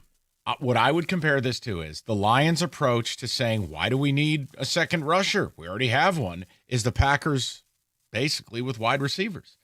Well, we have several good options, right? But you don't have a great one. Mm-hmm. Like, if you have Jaden Reed and Romeo Doubs and you, like, I didn't like the drafting of Matt Golden. I just, not my kind of Watson. Again, he's a fictional character. I know he's back today, but he might get hurt sitting on the toilet. The whole idea is you can see in their game, they don't have the go-to guy. They don't. Mm-hmm. And you combine it with this lack of a run game, and that's where I'm like, okay, you've got to begin creating things for your quarterback, and they're not. It's just run, pass, run, pass. Show me. Mm-hmm. I just believe the Lions will get this right. If they don't, you got to have a different conversation. You cannot lose Thursday and be taken seriously as a divisional champion. You can't. No, I mean, right now, season ends, they're on the outside looking in. You lose Thursday, and you take a further step back, and now you're starting to look at the Bears and hoping that they start to – you're going to need to win, and you're going to need other teams to lose. Exactly. I don't want to be in that spot. I want to control our own destiny and do our thing, and they can still do that if they win. Go to Jack, 97.1. Jack, what's going on, buddy? Hey, guys. I just look at the next three games, and I think the Lions are in trouble. I mean, you've made J.J. McCarthy look like a stud quarterback. You make Jameis Winston look like Peyton Manning out there. I mean, if the Lions lose on Thursday, I mean, I'm going to be very, very worried. I mean, who's going to stop, the Cowboys if they lose? Who's stopping those receivers in the Lions secondary, guys? Come on. I mean, kind of worried about that game. No, I mean, listen, the Cowboy game looks a lot different than it looked a month ago. I'm not ready to anoint them as like this superstar team, but yeah, look, if you do not have a pass rush and Dak is able to take time, no amount of man-to-man coverage is going to hold up. They don't allow it to hold up in this league. Like you can't touch anybody. You can't do anything, Jack. So yeah, if Dak's got 3.22 seconds time to pressure like Jameis did yesterday, you're going to be right. They've got to get the four-man pressure working because it's not right now. So, yes, I think there's a concern, clearly. Do you think they're winning Thursday? No, I'm worried about the offensive line, Mike. I think Parsons is going to have a field day, man. I'm really worried about that. And Brad Holmes what has he done? What has he done? He did nothing. What has he done? Well, listen, I think he I'm helped. really worried that the Lions aren't going to make the playoffs, Mike. I'm not there. All right, hold on, Jack. Here's what we'll do: table that. If they lose to the Packers and it looks a certain way, you call back. I'll have that conversation. I don't want to do that today. It's going to bum me out. I don't feel that way. I don't feel like they're in any danger of not making the playoffs. Call me if they lose to Green Bay. If Green Bay had anything offensively that I trusted, valued, respected, I'd feel different. I'll tell you, if they don't win Thursday on the heels of this crap that they pulled yesterday, then you're right. Then fans like Jack have a right to have a different conversation. Oh, no. It'll be an entirely different conversation for you on Friday. I got you covered. It'll be all good. Hungry Howie's Pizza. Listen, you're a Spartan fan, eat your feelings. I mean, your football team blows. You may as well have some pizza.